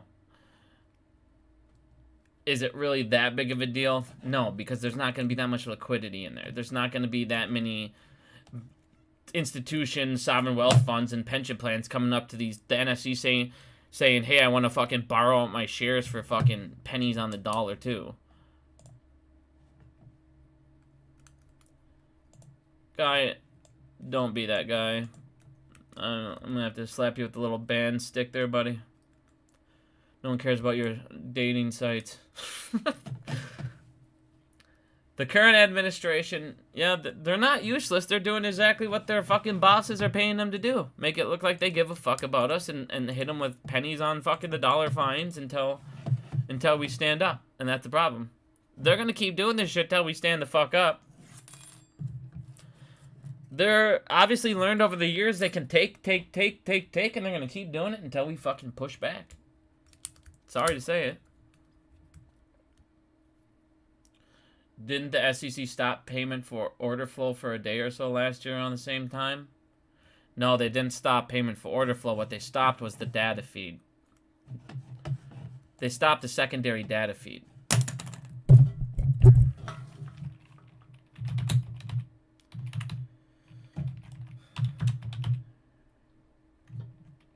So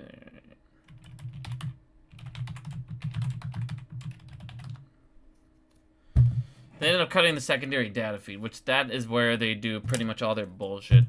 Their OTC market trading is done through that as well. Can't find the... I might have put a thing up on it on Twitter, actually. I might have posted something on it.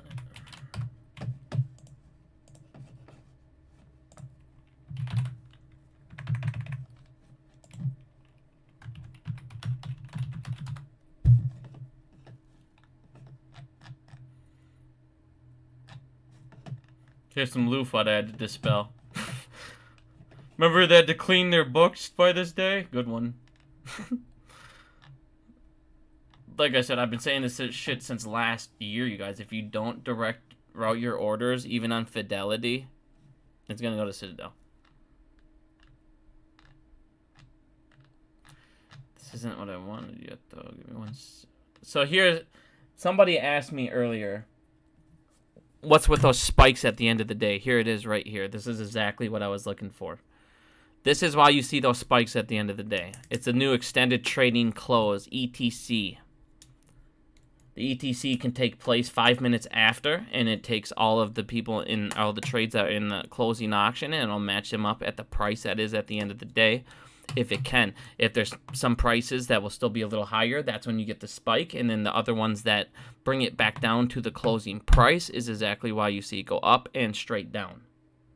So for people that are asking why it does that giant spike at the end of the day within the last 5 minutes of trading, it is because of this ETC, extended trading close. It is for the closing auction.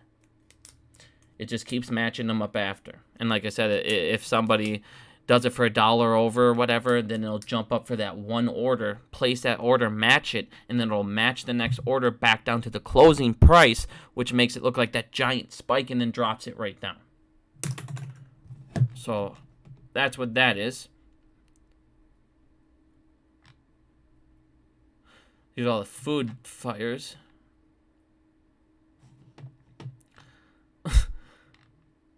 This is more laundering by banks. More laundering by... Oh, here you go. So everybody that thought T0 was a good idea in that blockchain, guess what? They have a private blockchain on there that only BSTX participants can get. And guess what? That means that there's an OTC market on T0. T0 is a piece of shit, and it runs on an ATS, as you can see. And why the hell would we want to go into more ATS OTC market? So everybody that thought T0 was a good idea, it's dumber than fuck, and it's stupid as shit, and it's not even real blockchain. Plans to offer a market data feed that will operate on a private blockchain. Good job, T0. But that's still not what we're looking for. We're just gonna keep going because we have a ton of shit until we get there. Oh, on top of that, all their affiliates. So all their affiliates, which is, guess what? Citadel was on there. All their affiliates get to see all their data, anything running through the ATS. So in other words, Citadel can still front run your orders on this blockchain that everybody thought was so good. It's a piece of shit. Oh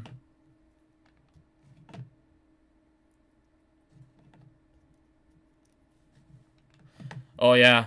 Just so you guys know, there's a company called Safeguard, and they bought all your data during the pandemic. They have everything you've done, said, did.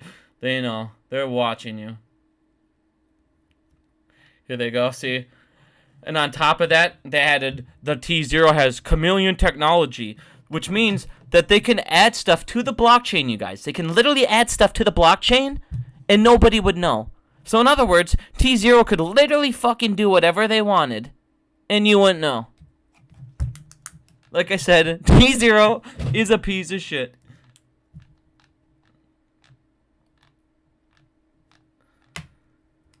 We're getting close. We're getting real close.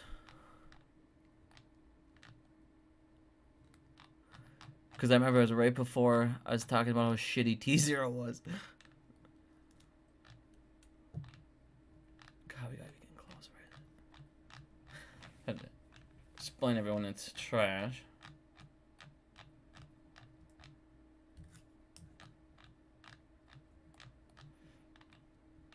Damn, it didn't come up. Blockchain, yeah, real blockchain would stop it. But the problem is when they offer a private blockchain and they offer chameleon technology where you can edit the blockchain, then what the fuck is the purpose of it? Like, literally, what is the purpose of it? If I can...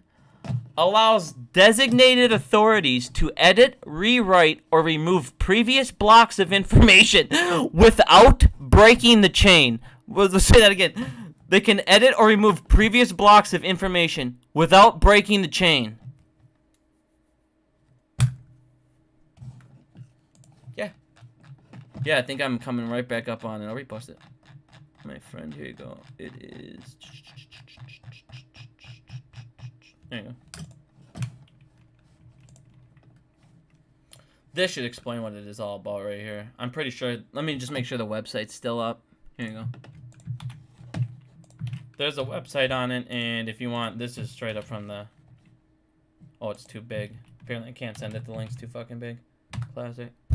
There's their Twitter, and then if you want to click the links just right there on the bottom. Apparently the link's too big, so I can't send it.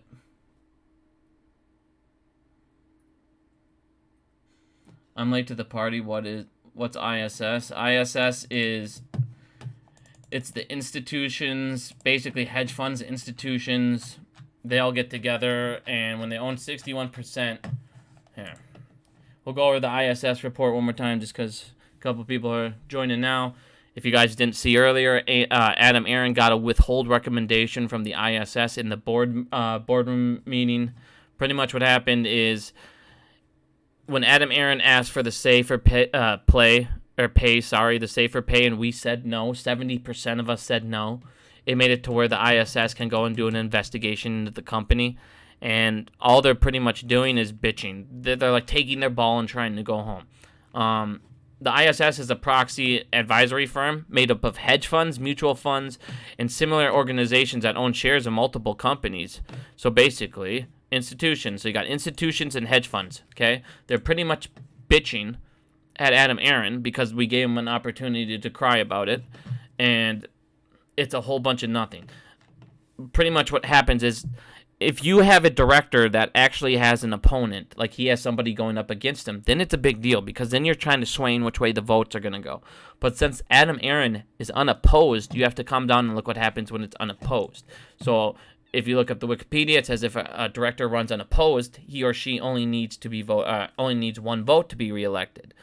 So, against vote, so that's why they're not coming out going, hey, we're going to vote against you because he doesn't give a shit. Go ahead and vote against me. So what he's saying is they're being basically like, hey, we're going to withhold our vote, and we're all going to say no if you don't do this for us. And then if you guys pull it up, they actually tried to do it against 4 people. So they're basically trying to withhold 4 of the board members. They're just trying to... It's pretty much just your hedge funds and these institutions trying to take their ball and go home. But it's not their ball to take. And now they're fucking sitting there like, everybody, Adam Aaron's bad. No, Adam Aaron just doesn't do what you want him to do. And you guys are fucking stupid. It's just a lot of crying. It's really just a lot of crying from the hedge funds. This is how I told you guys, like, they're fucked. They know they're fucked. They're to the point, they're not crying about us anymore. Think about this. They were crying about retail, now they have to cry about fucking Adam Aaron.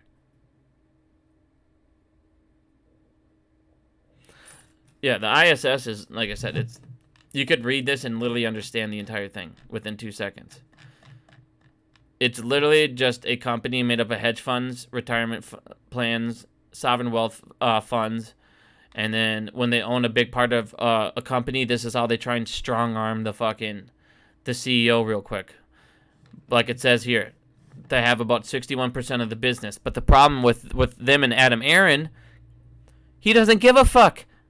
Retail owns the company, not institution, so it has no effect in this case. He's probably sitting there laughing at him. It's literally like them just trying to say, Adam Aaron sucks. Okay, I'm sorry you don't like him, Mr. Hedge Fund.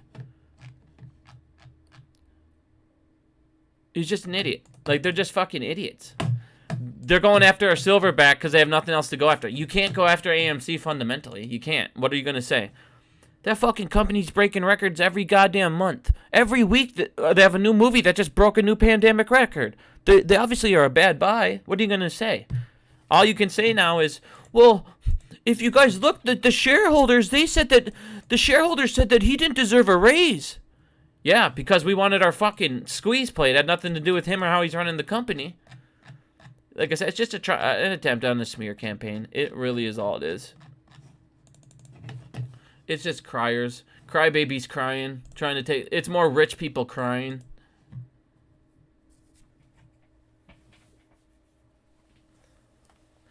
Your point of view, we need to look legit smarter than... Yeah, exactly, man. We just got to make sure, like I said, with these meetings with the SEC, when we're getting these filings with the SEC, we got to make sure we make sense. That shit will get published. It goes out for fucking comments. What are you going to do when everyone else reads it and we sound dumber than hell? You know what I mean? Now you look bad to everybody. Now the movement looks weak.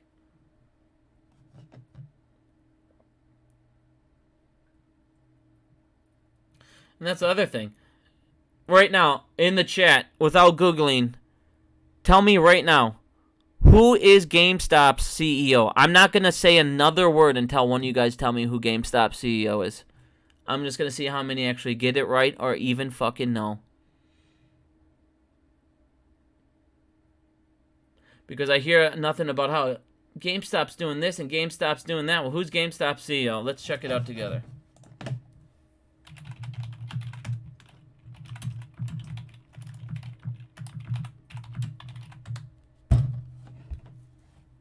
Matt Furlong. Ryan is not... There you go. Ryan is not the CEO. This is my point. Everybody thinks it's Ryan. And everybody compares Ryan to Adam Aaron. When they're literally not even the same thing.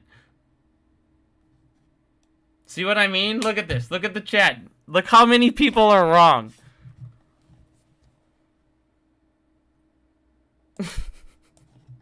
And how many of you guys knew this guy even existed? But yet every day you guys yell about Adam Aaron and say, well, the fucking GameStop CEO is doing this. No, he's not. That's their fucking chairman. That's not only their chairman. He was an ape who fucking invested in a company and then ended up becoming a chairman. Like I said, you can't compare fucking him and Ryan.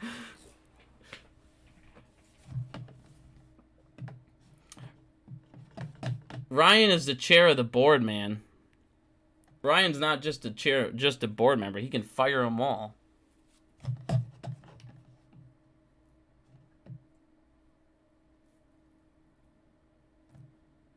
Did you vote for everything on the ballot? No, I did not. I didn't vote for... I can't remember what the fuck. I didn't want to vote for that one financial company, but then I found out it was just a pain in the ass for the company to, what does it say? Just a pain in the ass for the company to switch. So, I found out that during that time they're switching to, they're not going to be buying stuff or taking opportunities. So, to switch it, I just said yes for the financial company.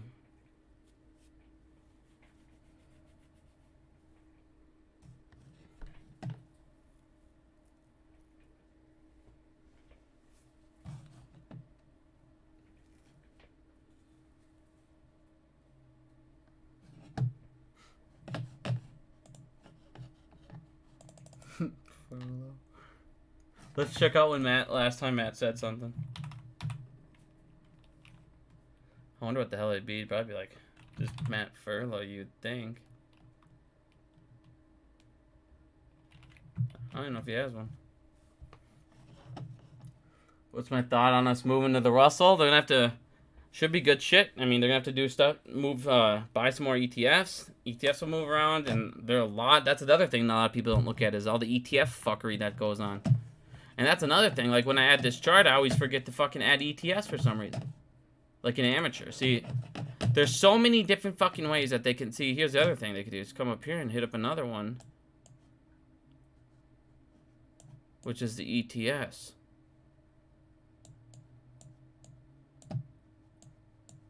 See, that's my problem. I mean, look how many fucking venues they have in the OTC market. You got ETS, FTF, Dark Pool, ATS, CNS, market makers to market makers. You got family offices. You have internalization. You have ISDA. Like, what the fuck? At what point do you say enough fucking venues, bro? Like, how many venues do you need? Just, if instead of having 100,000 of these fucking venues, why don't you just have lit exchanges and have a whole bunch of those? No, that would bring competition to the market. We can't have that.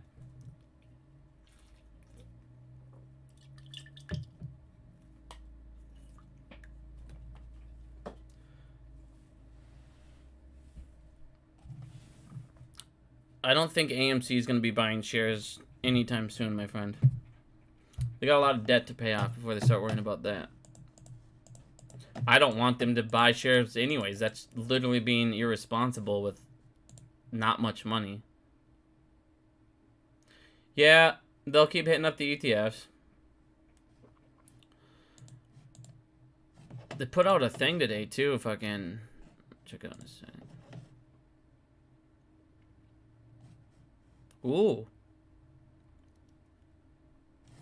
Check that out in a second.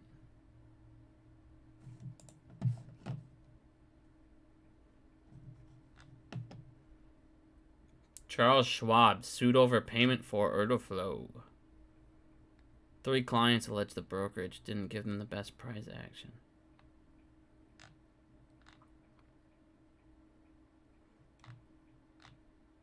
Well, it looks like some people are starting to sue people. Like I said, they're going to start turning on each other.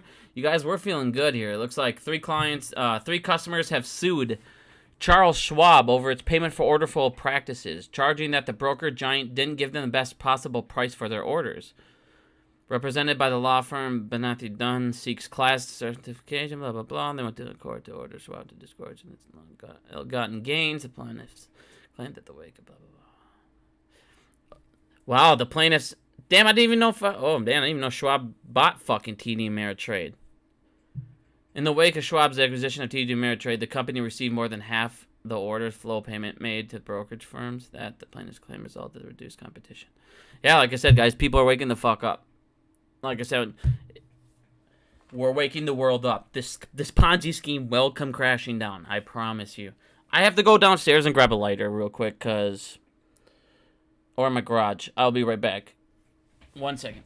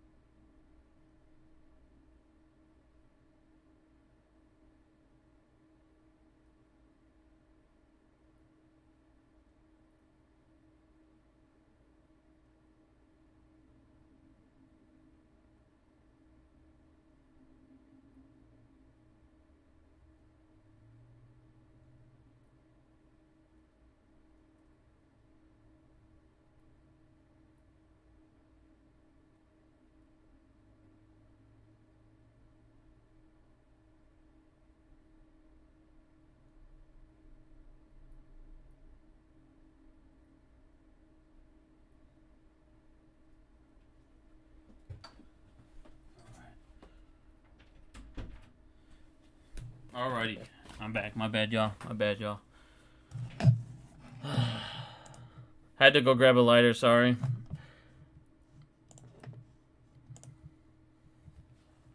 Breathing real hard, man. Alright, I'm gonna ban this dude. Keeps talking about shit. Alright, go back and read questions quick. Fucking, what's that? Stuff.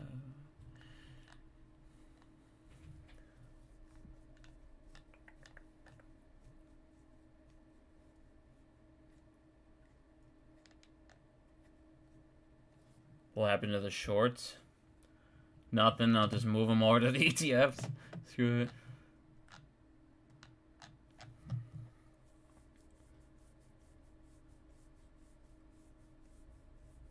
Making a crypto platform? Honestly, I don't know. I haven't really looked into it. I don't really do much with crypto. I'm not a big crypto fan. Who passes the cat? Cat phase 6.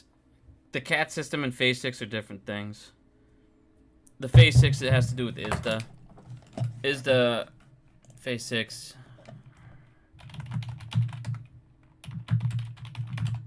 is on September 1st. No, I haven't gone yet. She's still sleeping. Wake her up here in a minute. So this is for ISDA phase 6.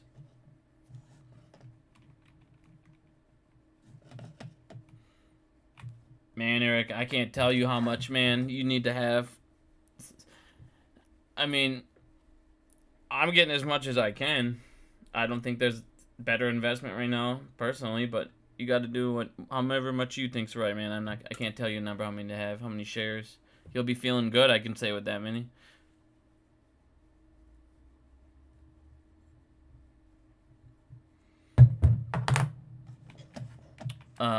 You can check out StockGrid.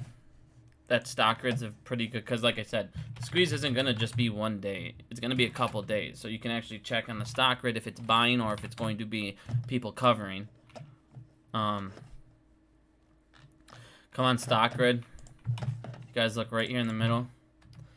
See the net volume on the shorts. You can see when they're pulling out shorts. When they're taking, this is borrowing if it's above. And you can see when they're covering down low, you can see the bars are fucking massive. So you can see that that's when they're actually covering shorts.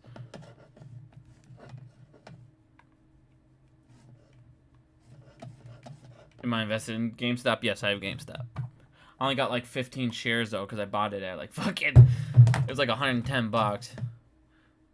But I do have some GameStop.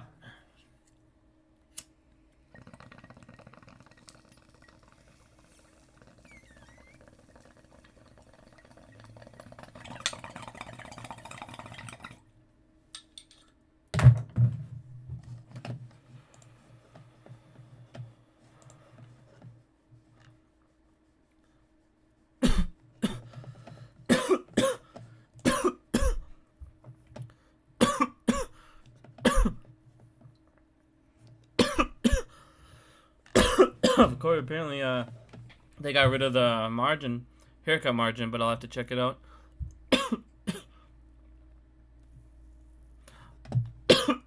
I mean, I definitely think now's a great time to average down.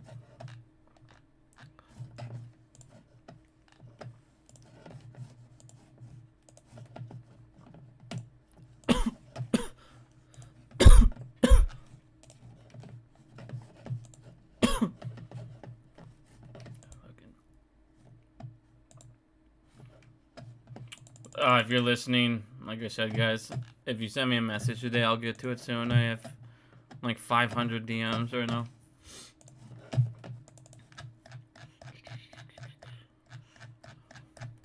Just seeing if anything new happened while we've been going live for a while here.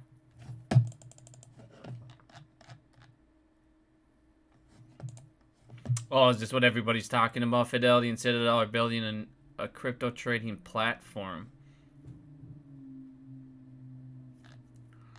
Yeah, security.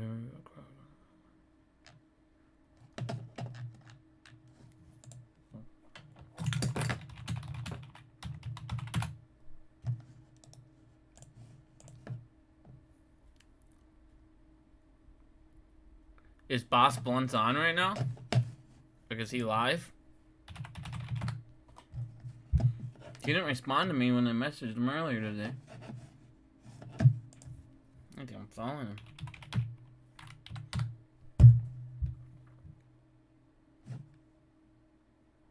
Oh, he's already streamed. He's done.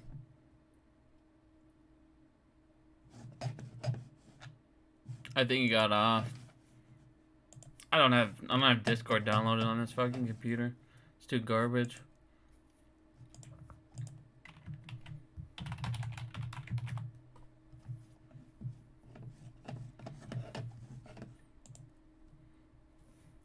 Man, I'm a computer developer. I write SQL code all day long, dude. HTML. I can type fast as fuck. Damn. I should have jumped on with him. I didn't know he was online. Well, this is kind of fucked up, but yeah, bye-bye crypto. Let me check it out quick, though. Build plan with brokerage. So this won't even be out until next year, it looks like. Platform could be available by end of year or early next year. Hi, Ment. How are you doing?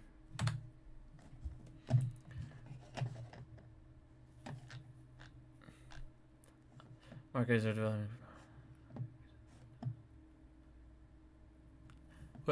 I love this thing. It says, according to people familiar with the matter who asked not to be identified, discuss the private plans. Yeah, they must be real private. These guys don't want to be identified. The product's still in early development, could be available late, blah, blah, blah. Who cares? Fuck them. Citadel can blow me.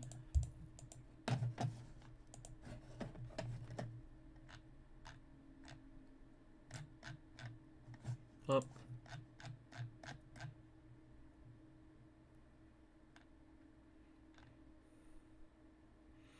I mean, and this is what I'm saying. Like, everyone's attacking Dave because of this. He's not wrong.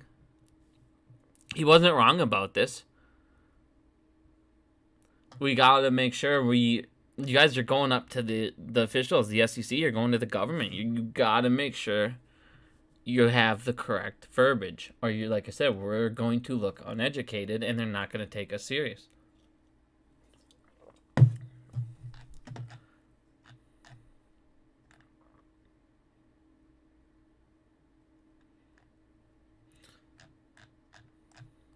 Go live with Marcel? I can't tomorrow, man. I gotta work at like 8 in the morning. I'll be fucking up there all day. This is my only day off. It's my day off and I'm spending it with all y'all.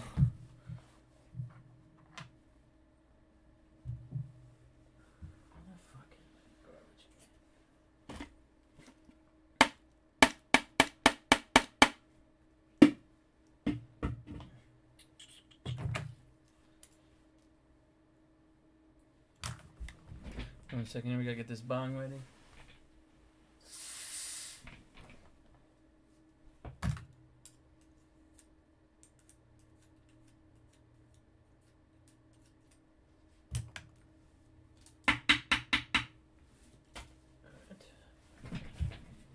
Alrighty, does anyone have any questions?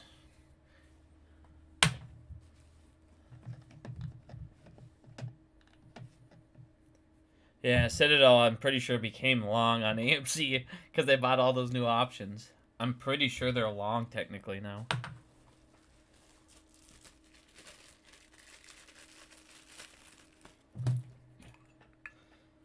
Even they know they're fucked, dude.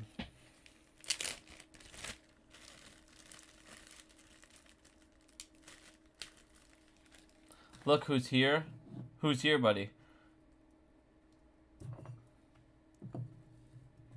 Thank you. I appreciate you. Thank you for coming, my friend.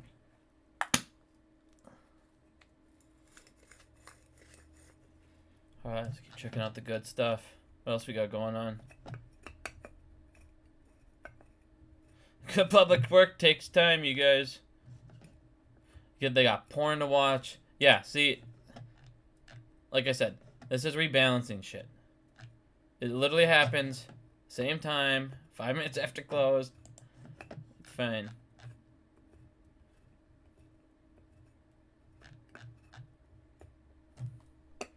Thank you, Tim. Appreciate you all coming in. Yeah, the real short interest is way fucking higher. Real short interest is way higher. Like I said, man, they got that CNS program. That CNS program right here, it says they can sit there and hold this fucking... They can hold these short positions. They're exempt from short positions as long as they need to do delivery needs with them. So like I said, they can sit there and fucking hold these off for a while. These market maker ones. That's why we need to fuck up the market maker, and we do that by destroying the banks.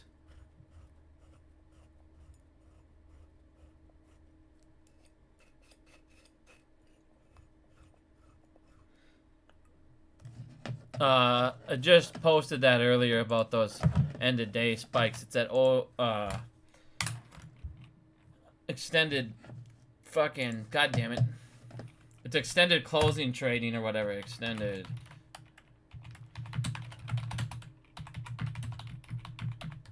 It's the extended closing auction. So they ended up moving this back. It's called the extended trading close. I feel like I've banned this piece of shit with this adult dating site like 9 times, but he keeps fucking coming back. It's crazy. So this extended trading close, what this does is, so at the end of the day, you have the end of the day auction, and there'll still be orders left in. So what it does is it'll now balance them, and or to balance it out, it'll, instead of making it, you know, because in the end of the day, the after hours, it spikes, it's more volatile, so more people don't want to buy in during that time. So what this will do is it'll fill those orders at the end of the day closing price for 5 more minutes. So they get 5 more minutes to get all that closing auction balanced out. So what that's doing is that those last 5 minutes that you're seeing is it's balancing, but at the same time an order's coming through. So you'll have an order and then the rebalance. So we'll do a spike up, but then the rebalance will bring it back down because it's to the end of day closing price here. So it moves up to, and it goes to 405. So for 405, those order types will still be filled. The LOC orders are going to still be filled at the end of day price. So when you get an after hour order, it'll go up for that spike, but then it'll go right back down because it's still being filled at the end of day price. So all those spikes, everyone's like, what the hell is that? That is this thing. So if you want to read into it, that explains why you see it the same time every single day. It's not collusion like everybody thinks. It's not this scary thing. It's literally they're just doing the closeout auction. They're just extending it for 5 more minutes. But the price can't go up in those 5 minutes. But I get why everyone's like, what the fuck? Because it makes these giant leap ups when they shouldn't be. But it's only leaping up because it's rebalancing. Or not rebalancing, it's fucking filling out the close auction, I mean, sorry. Trying to get this thing out here. The fuck?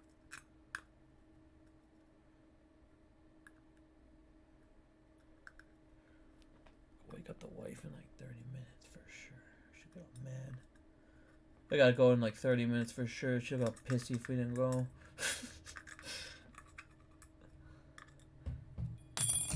Alright, what do you got rocking here? Thought you were banning me then? Are you talking to me, man? I don't ban anybody unless you're spamming. Come watch my porn site. Like, those are they gotta go. Otherwise, you can say whatever you want. You can come at me as strong as you want, my friend. But if you're gonna call me out, you better make sure you know what you're talking about. That's all.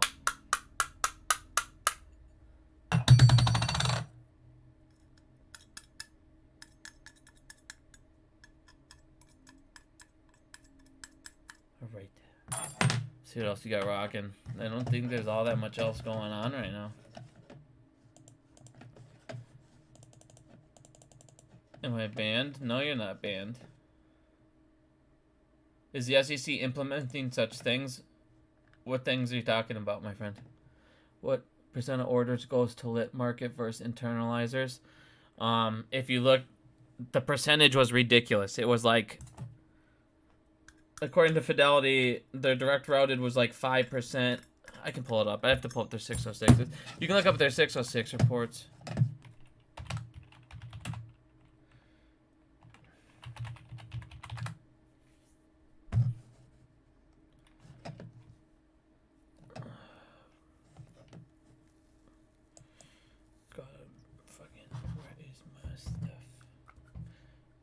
Oh, I'm at the wrong thing. Actually, no, you just do this. How was it? I'm trying to think of that website. Give me 1 second here. I'm trying to think of this stupid ass website. It's got too many websites going on right now. Exchange.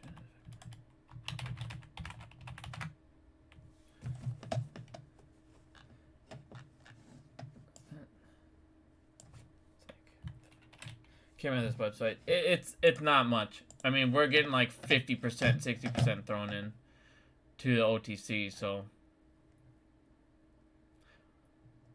what goes lit all the way, probably like 15%.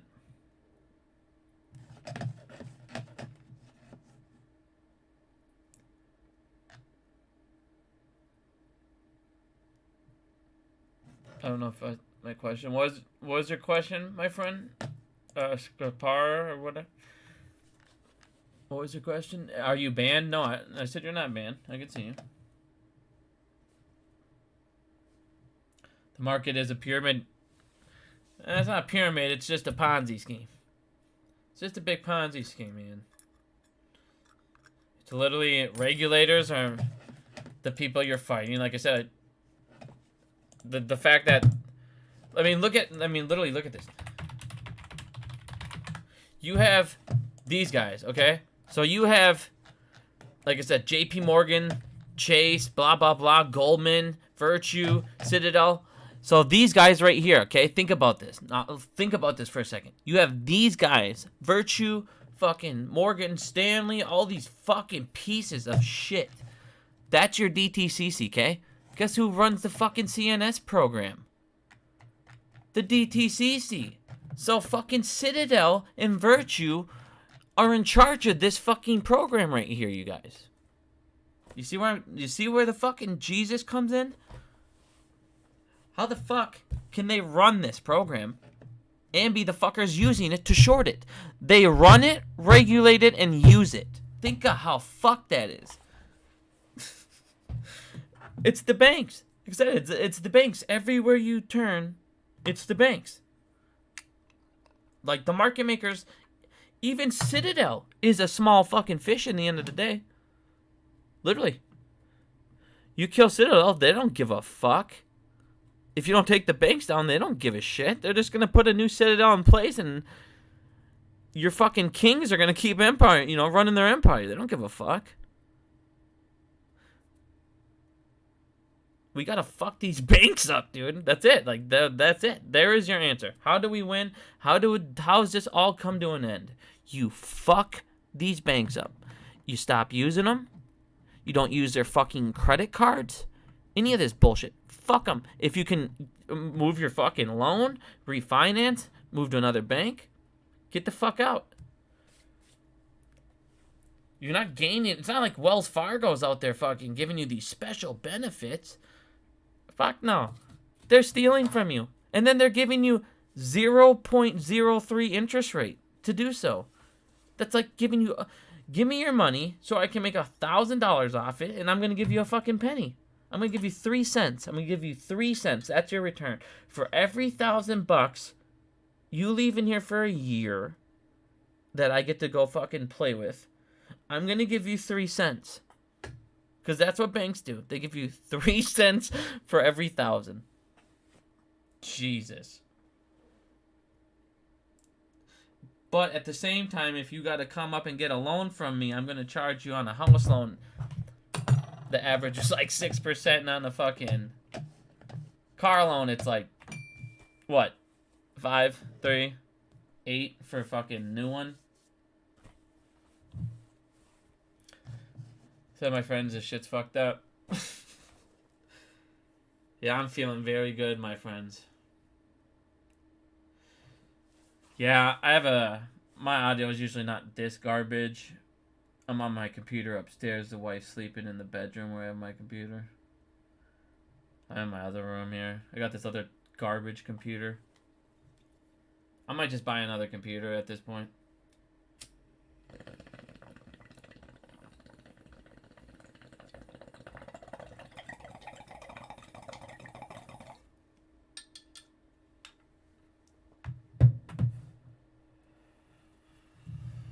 If we're this close to squeeze, people are gonna leave their banks. Why? You'd rather go to a bank? So you're telling me you want to squeeze? Put your money in a bank that's in ISDA and have it get frozen? That was a good plan. So everyone that thinks they need to have their ISDA bank so they can get their money frozen, I mean, I'm telling you right now, that's what's gonna happen. Like, get the fuck out of your ISDA bank. Literally, get the fuck out of your ISDA bank. Otherwise, all that money you're gonna get, like I said, watch how much fun it is with it.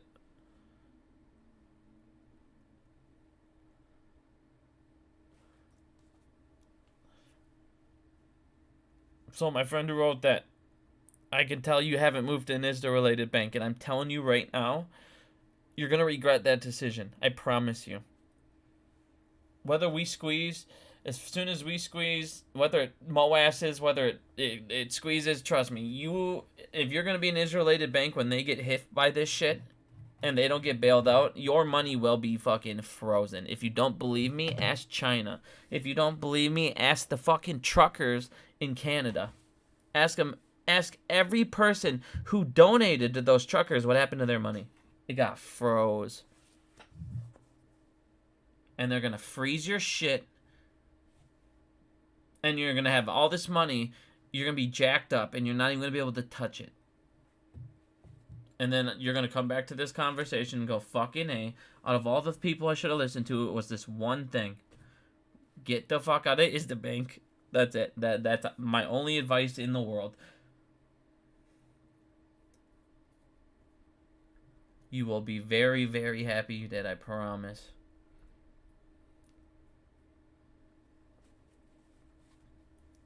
Yeah, my flowcharts, dude, they're pretty sweet. Like, this is the type of stuff. This should be an NFT right here, you know what I'm saying? I'll even put it up, be like, hedge funds. People should need to see this shit, you know? Somebody NFT this shit, go mint it, have a good time. You know? NFT. You got fucking family offices right here, so people know what they're looking at. Like, go mint that shit. Go make some cash. Go make some cash off this shit. I'll even be the first motherfucker to buy it.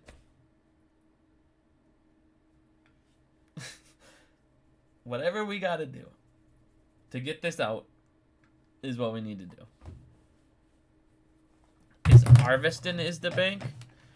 Oh, it's Google is the members.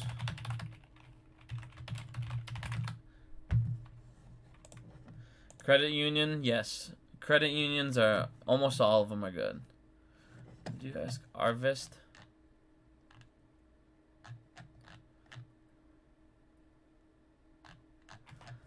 Oh gosh, goddamn.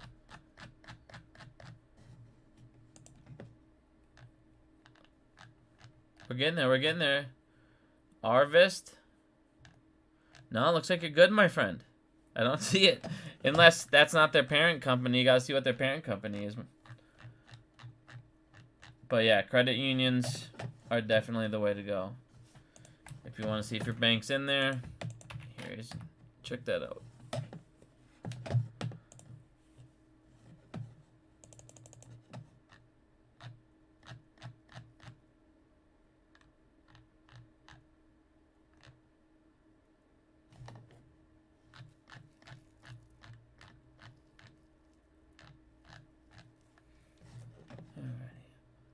It's Walmart's bank. Oh. Fuck. I don't know if Walmart's in there. Walmart might be in there. Whatever their fucking company is. Is Walmart... I don't even know who owns it. Is that its own fucking LLC or... I think Walmart's just fucking an LLC. Yeah. Alright, this fucking guy. He's quick with that spam shit, dude.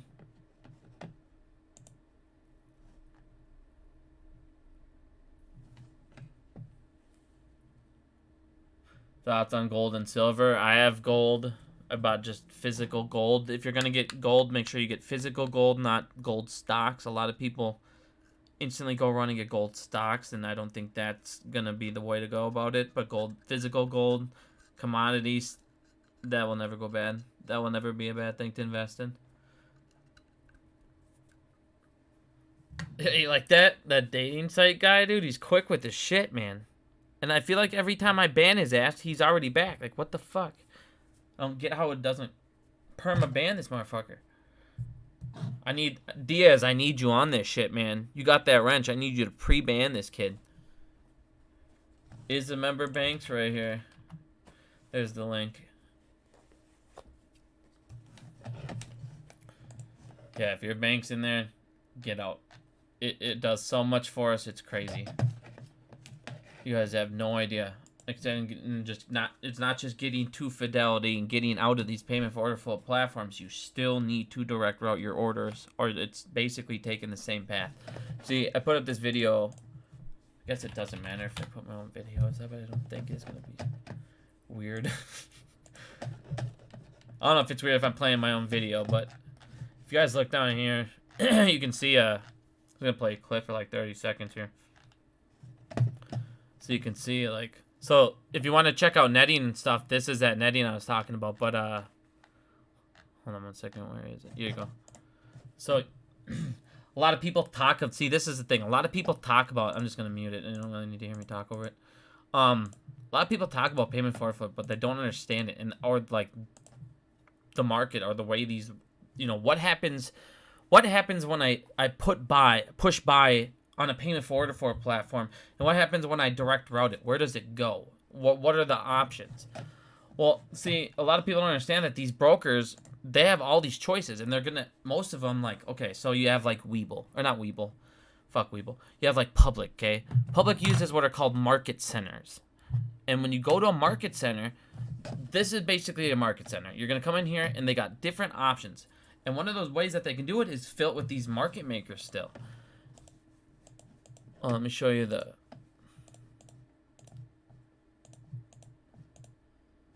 Oh, wrong thing here. So this will actually show you guys. So, alright. So now, let's say you guys do an OTC trade and a non-OTC trade. This is one of the ways we think they're able to also suppress buying action. So if you have an OTC trade, you can use what's called a riskless principal trade. And that's... So I'll pull it up. So that's when an institution can basically fill an order, pre-fill it, because there's zero here. Hold on.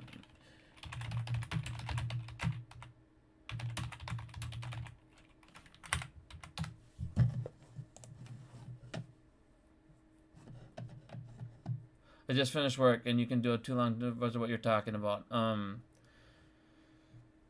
Man, I've been talking about so much stuff. Right now, we're talking about just market collusion, corruption, paths they're taking. Right now, we're currently talking about if you're using a payment for order flow platform or a non-payment for order flow platform. If you don't direct your order, where does it go? What route does it take? What is a market center is what we're talking about right now. Because a lot of people think like using Webull or using these... or Fidelity, just going to Fidelity alone. They're like, oh man, it's not using payment for order flow.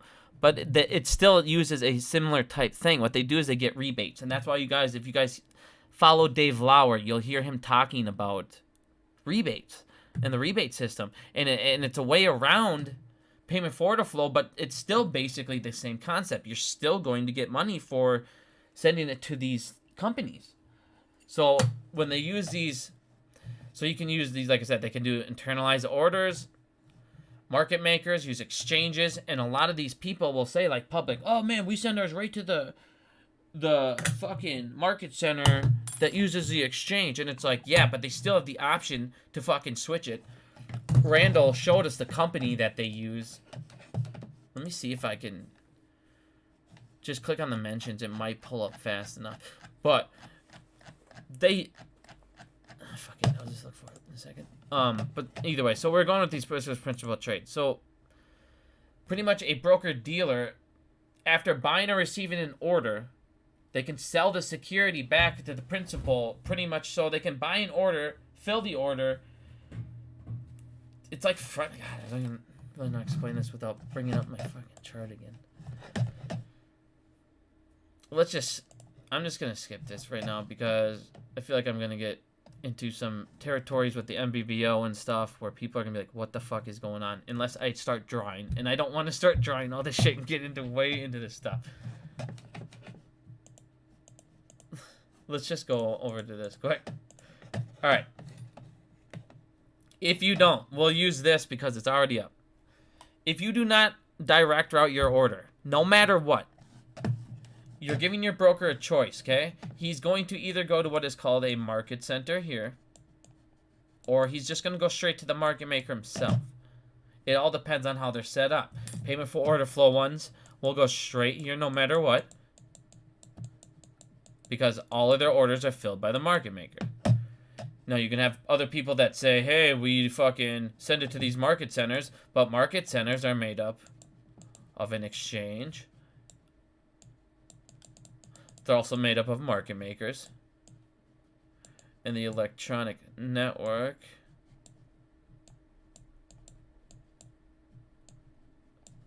Sorry, I can't see all that. But so, in the end of the day, these people that are like, yeah, we don't do that, they're still going to come to this market center, still be able to be filled by a Citadel, and they'll still just get a rebate. And the rebate system is, like I said, what the hell's the difference between the rebate and the fucking payment for order flow? One's just a fee and one's a rebate. It's just a different term. But if you don't come in here and direct route your order, if you direct route your order, you're saying no matter what. You're coming to this broker and you're saying, fuck this guy, cut him out, okay? There's no reason for him to even be there. Just go straight here. Get me shares. That's why if you guys order the IEX, okay? If you order the IEX, there'll be moments where it says no shares available. Like, your order will just get canceled. It's because you're skipping this market maker, and they have to have those shares in there. Yes, the IEX. See, some people were looking at me, or talking the other day about the IEX. They use Citadel. Yes, they do. It's called a liquidity program. It's like the fucking... You have liquidity providers because they still need to buy these shares from somebody. So, of course, they're all going to have Virtues and Citadels. All of them do. But IEX is the only one that literally gives a shit about retail. Will cancel orders, and they actually are being sued by Citadel because Citadel fucking hates them. They hate their market type order that they use that is against their algorithm. They just fucking hate everything about IEX. IEX is one of the only exchanges for the people. Literally, it's for retail and that's it. They hate them. Everything else, the New York Stock Exchange. Like I said, watch this. If you do New York Stock Exchange, do Citadel. You'll find out instantly about the accusation. Let's see here. I'm sure it'll tell you right here. Oh, I bet it's just so old that you have to actually type it in. This chairman, you're really gonna make me write the fucking goddamn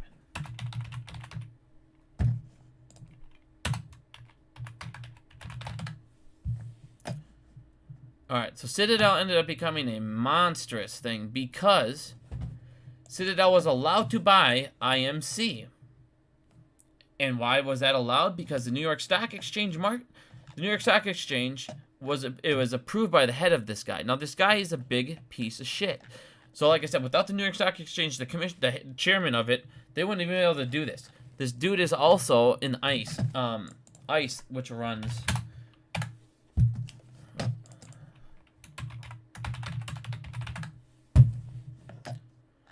Oh, not ICE. Fucking, what the hell is it called? God damn it. Sorry, I'm going way all over the place here. OCC. It's not... That was the ICE. I feel like it's ICE, man. I feel like I think the weed's kicking in too much, man. I can't think too fast right now. You're, what the hell was it called? God damn it. Hold on.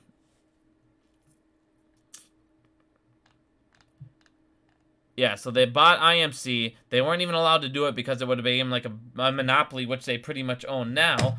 But this dude approved it, this chairman, because he's a corrupt piece of shit. And then his wife ends up getting a payment from Citadel.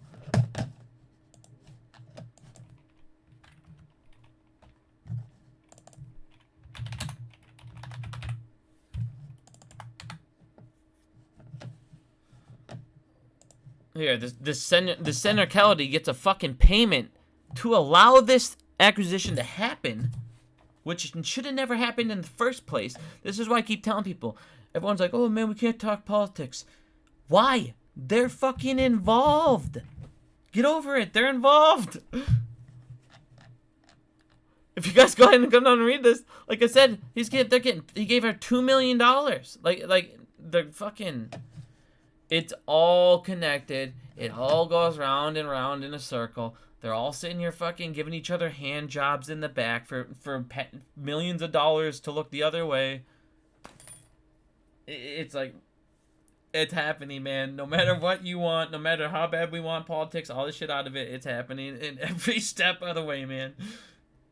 As I said before, as we've been going on over the years and years, I'm like telling you guys, like the swamp, it runs fucking deep.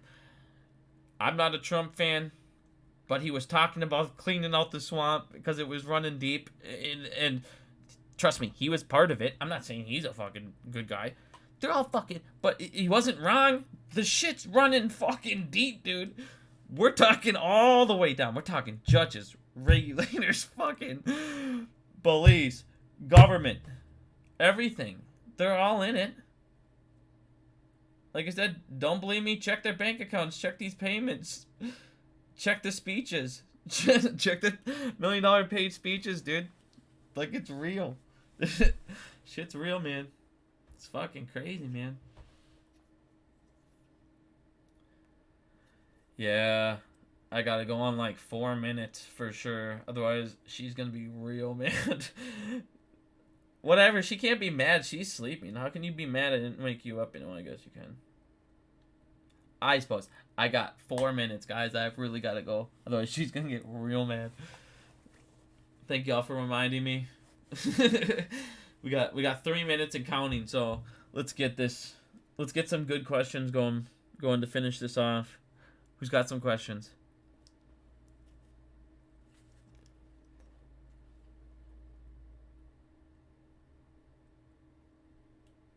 Will ISDA be regulated in Phase 6? Very good question. Yes, it will be.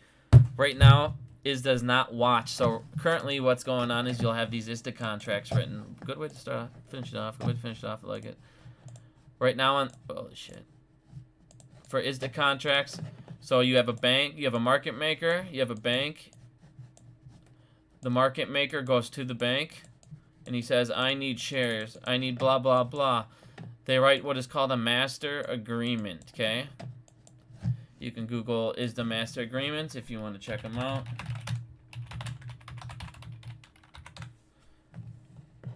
Here's a perfect website. What is a master agreement? This is done between the two parties. Okay, now, back to this because I don't have much time.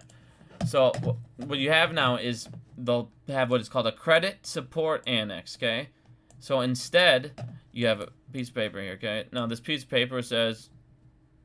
Market maker borrowed fucking million shares. 1 million shares, you know, for 5% fee, whatever the hell it is, blah, blah, blah. Now, what they'll do is inside of this, they'll attach what are called flex options, married puts, and what are called buy rights.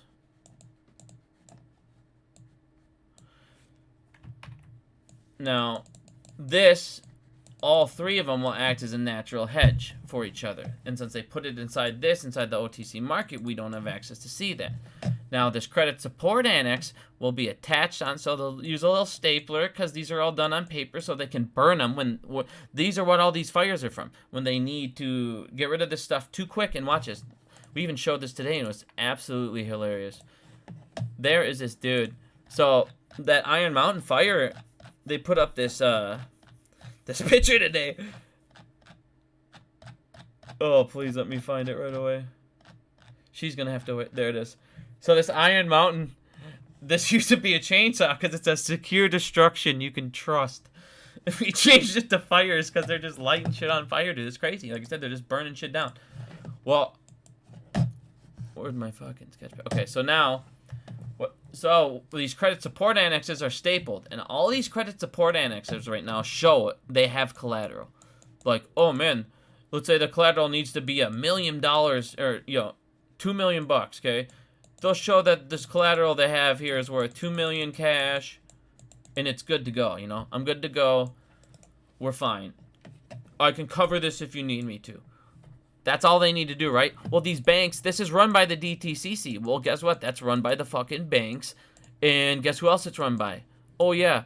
Virtue, fucking Citadel. So now you have all these tool baggers who run this, who write the fucking ISDA contracts. Then they sell it to themselves. Then they attach a master agreement with a credit support annex, and it gives them this unlimited fucking go-around glitch. It's this unlimited, stupid-ass little, oh, I can go and do this forever. And then, when it gets too fucked up, they call up their little best friends over here at the Iron Mountain Range. Go, dude, we need to burn those contracts. And then, boom, they burn it to the ground. And bam, it's gone. But what's going to happen now with this Phase 6, Phase 6 is game changer. Because Phase 5 right now, it only affects 15% of ISDA members. Now, Phase 6 goes up to 60%, which is a massive deal. That's a huge jump. That's a big jump. So, now, what's going to happen to 60% of these members is you're going to have... See, that now is a bank. Sometimes you'll have another bank go to another bank. Or you'll have a bank... Or sometimes this can actually be a family office instead of a bank.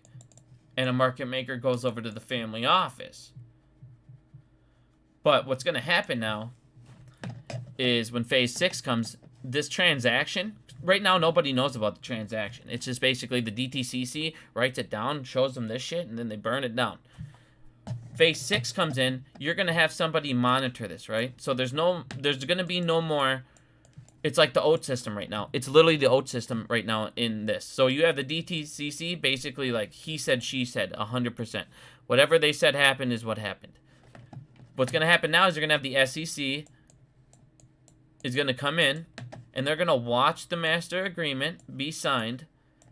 And now instead of a credit support annex, you're going to have collateral be deposited, okay? So you're going to have collateral be deposited instead of a credit support annex.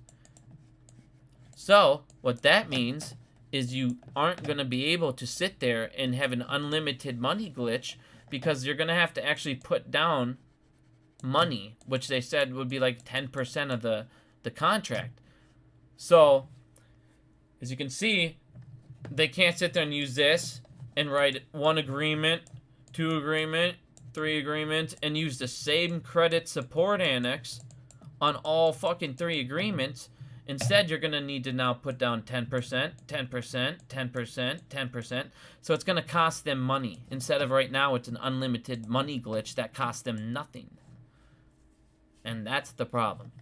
ISDA's the big problem. It's just like the CAT system moving from the OATs. When that CAT system goes live, we're going to all need to just transfer over to fucking like TD Ameritrade quick, and then transfer right back. And then all of our shares will be fucking registered. And then they'll have everything they need because unfortunately when it goes live, it's not retroactive. All right, now, I got to go, you guys. Wifey's waiting. I love you. Have a good day. Thank you for joining. We'll talk to you guys soon.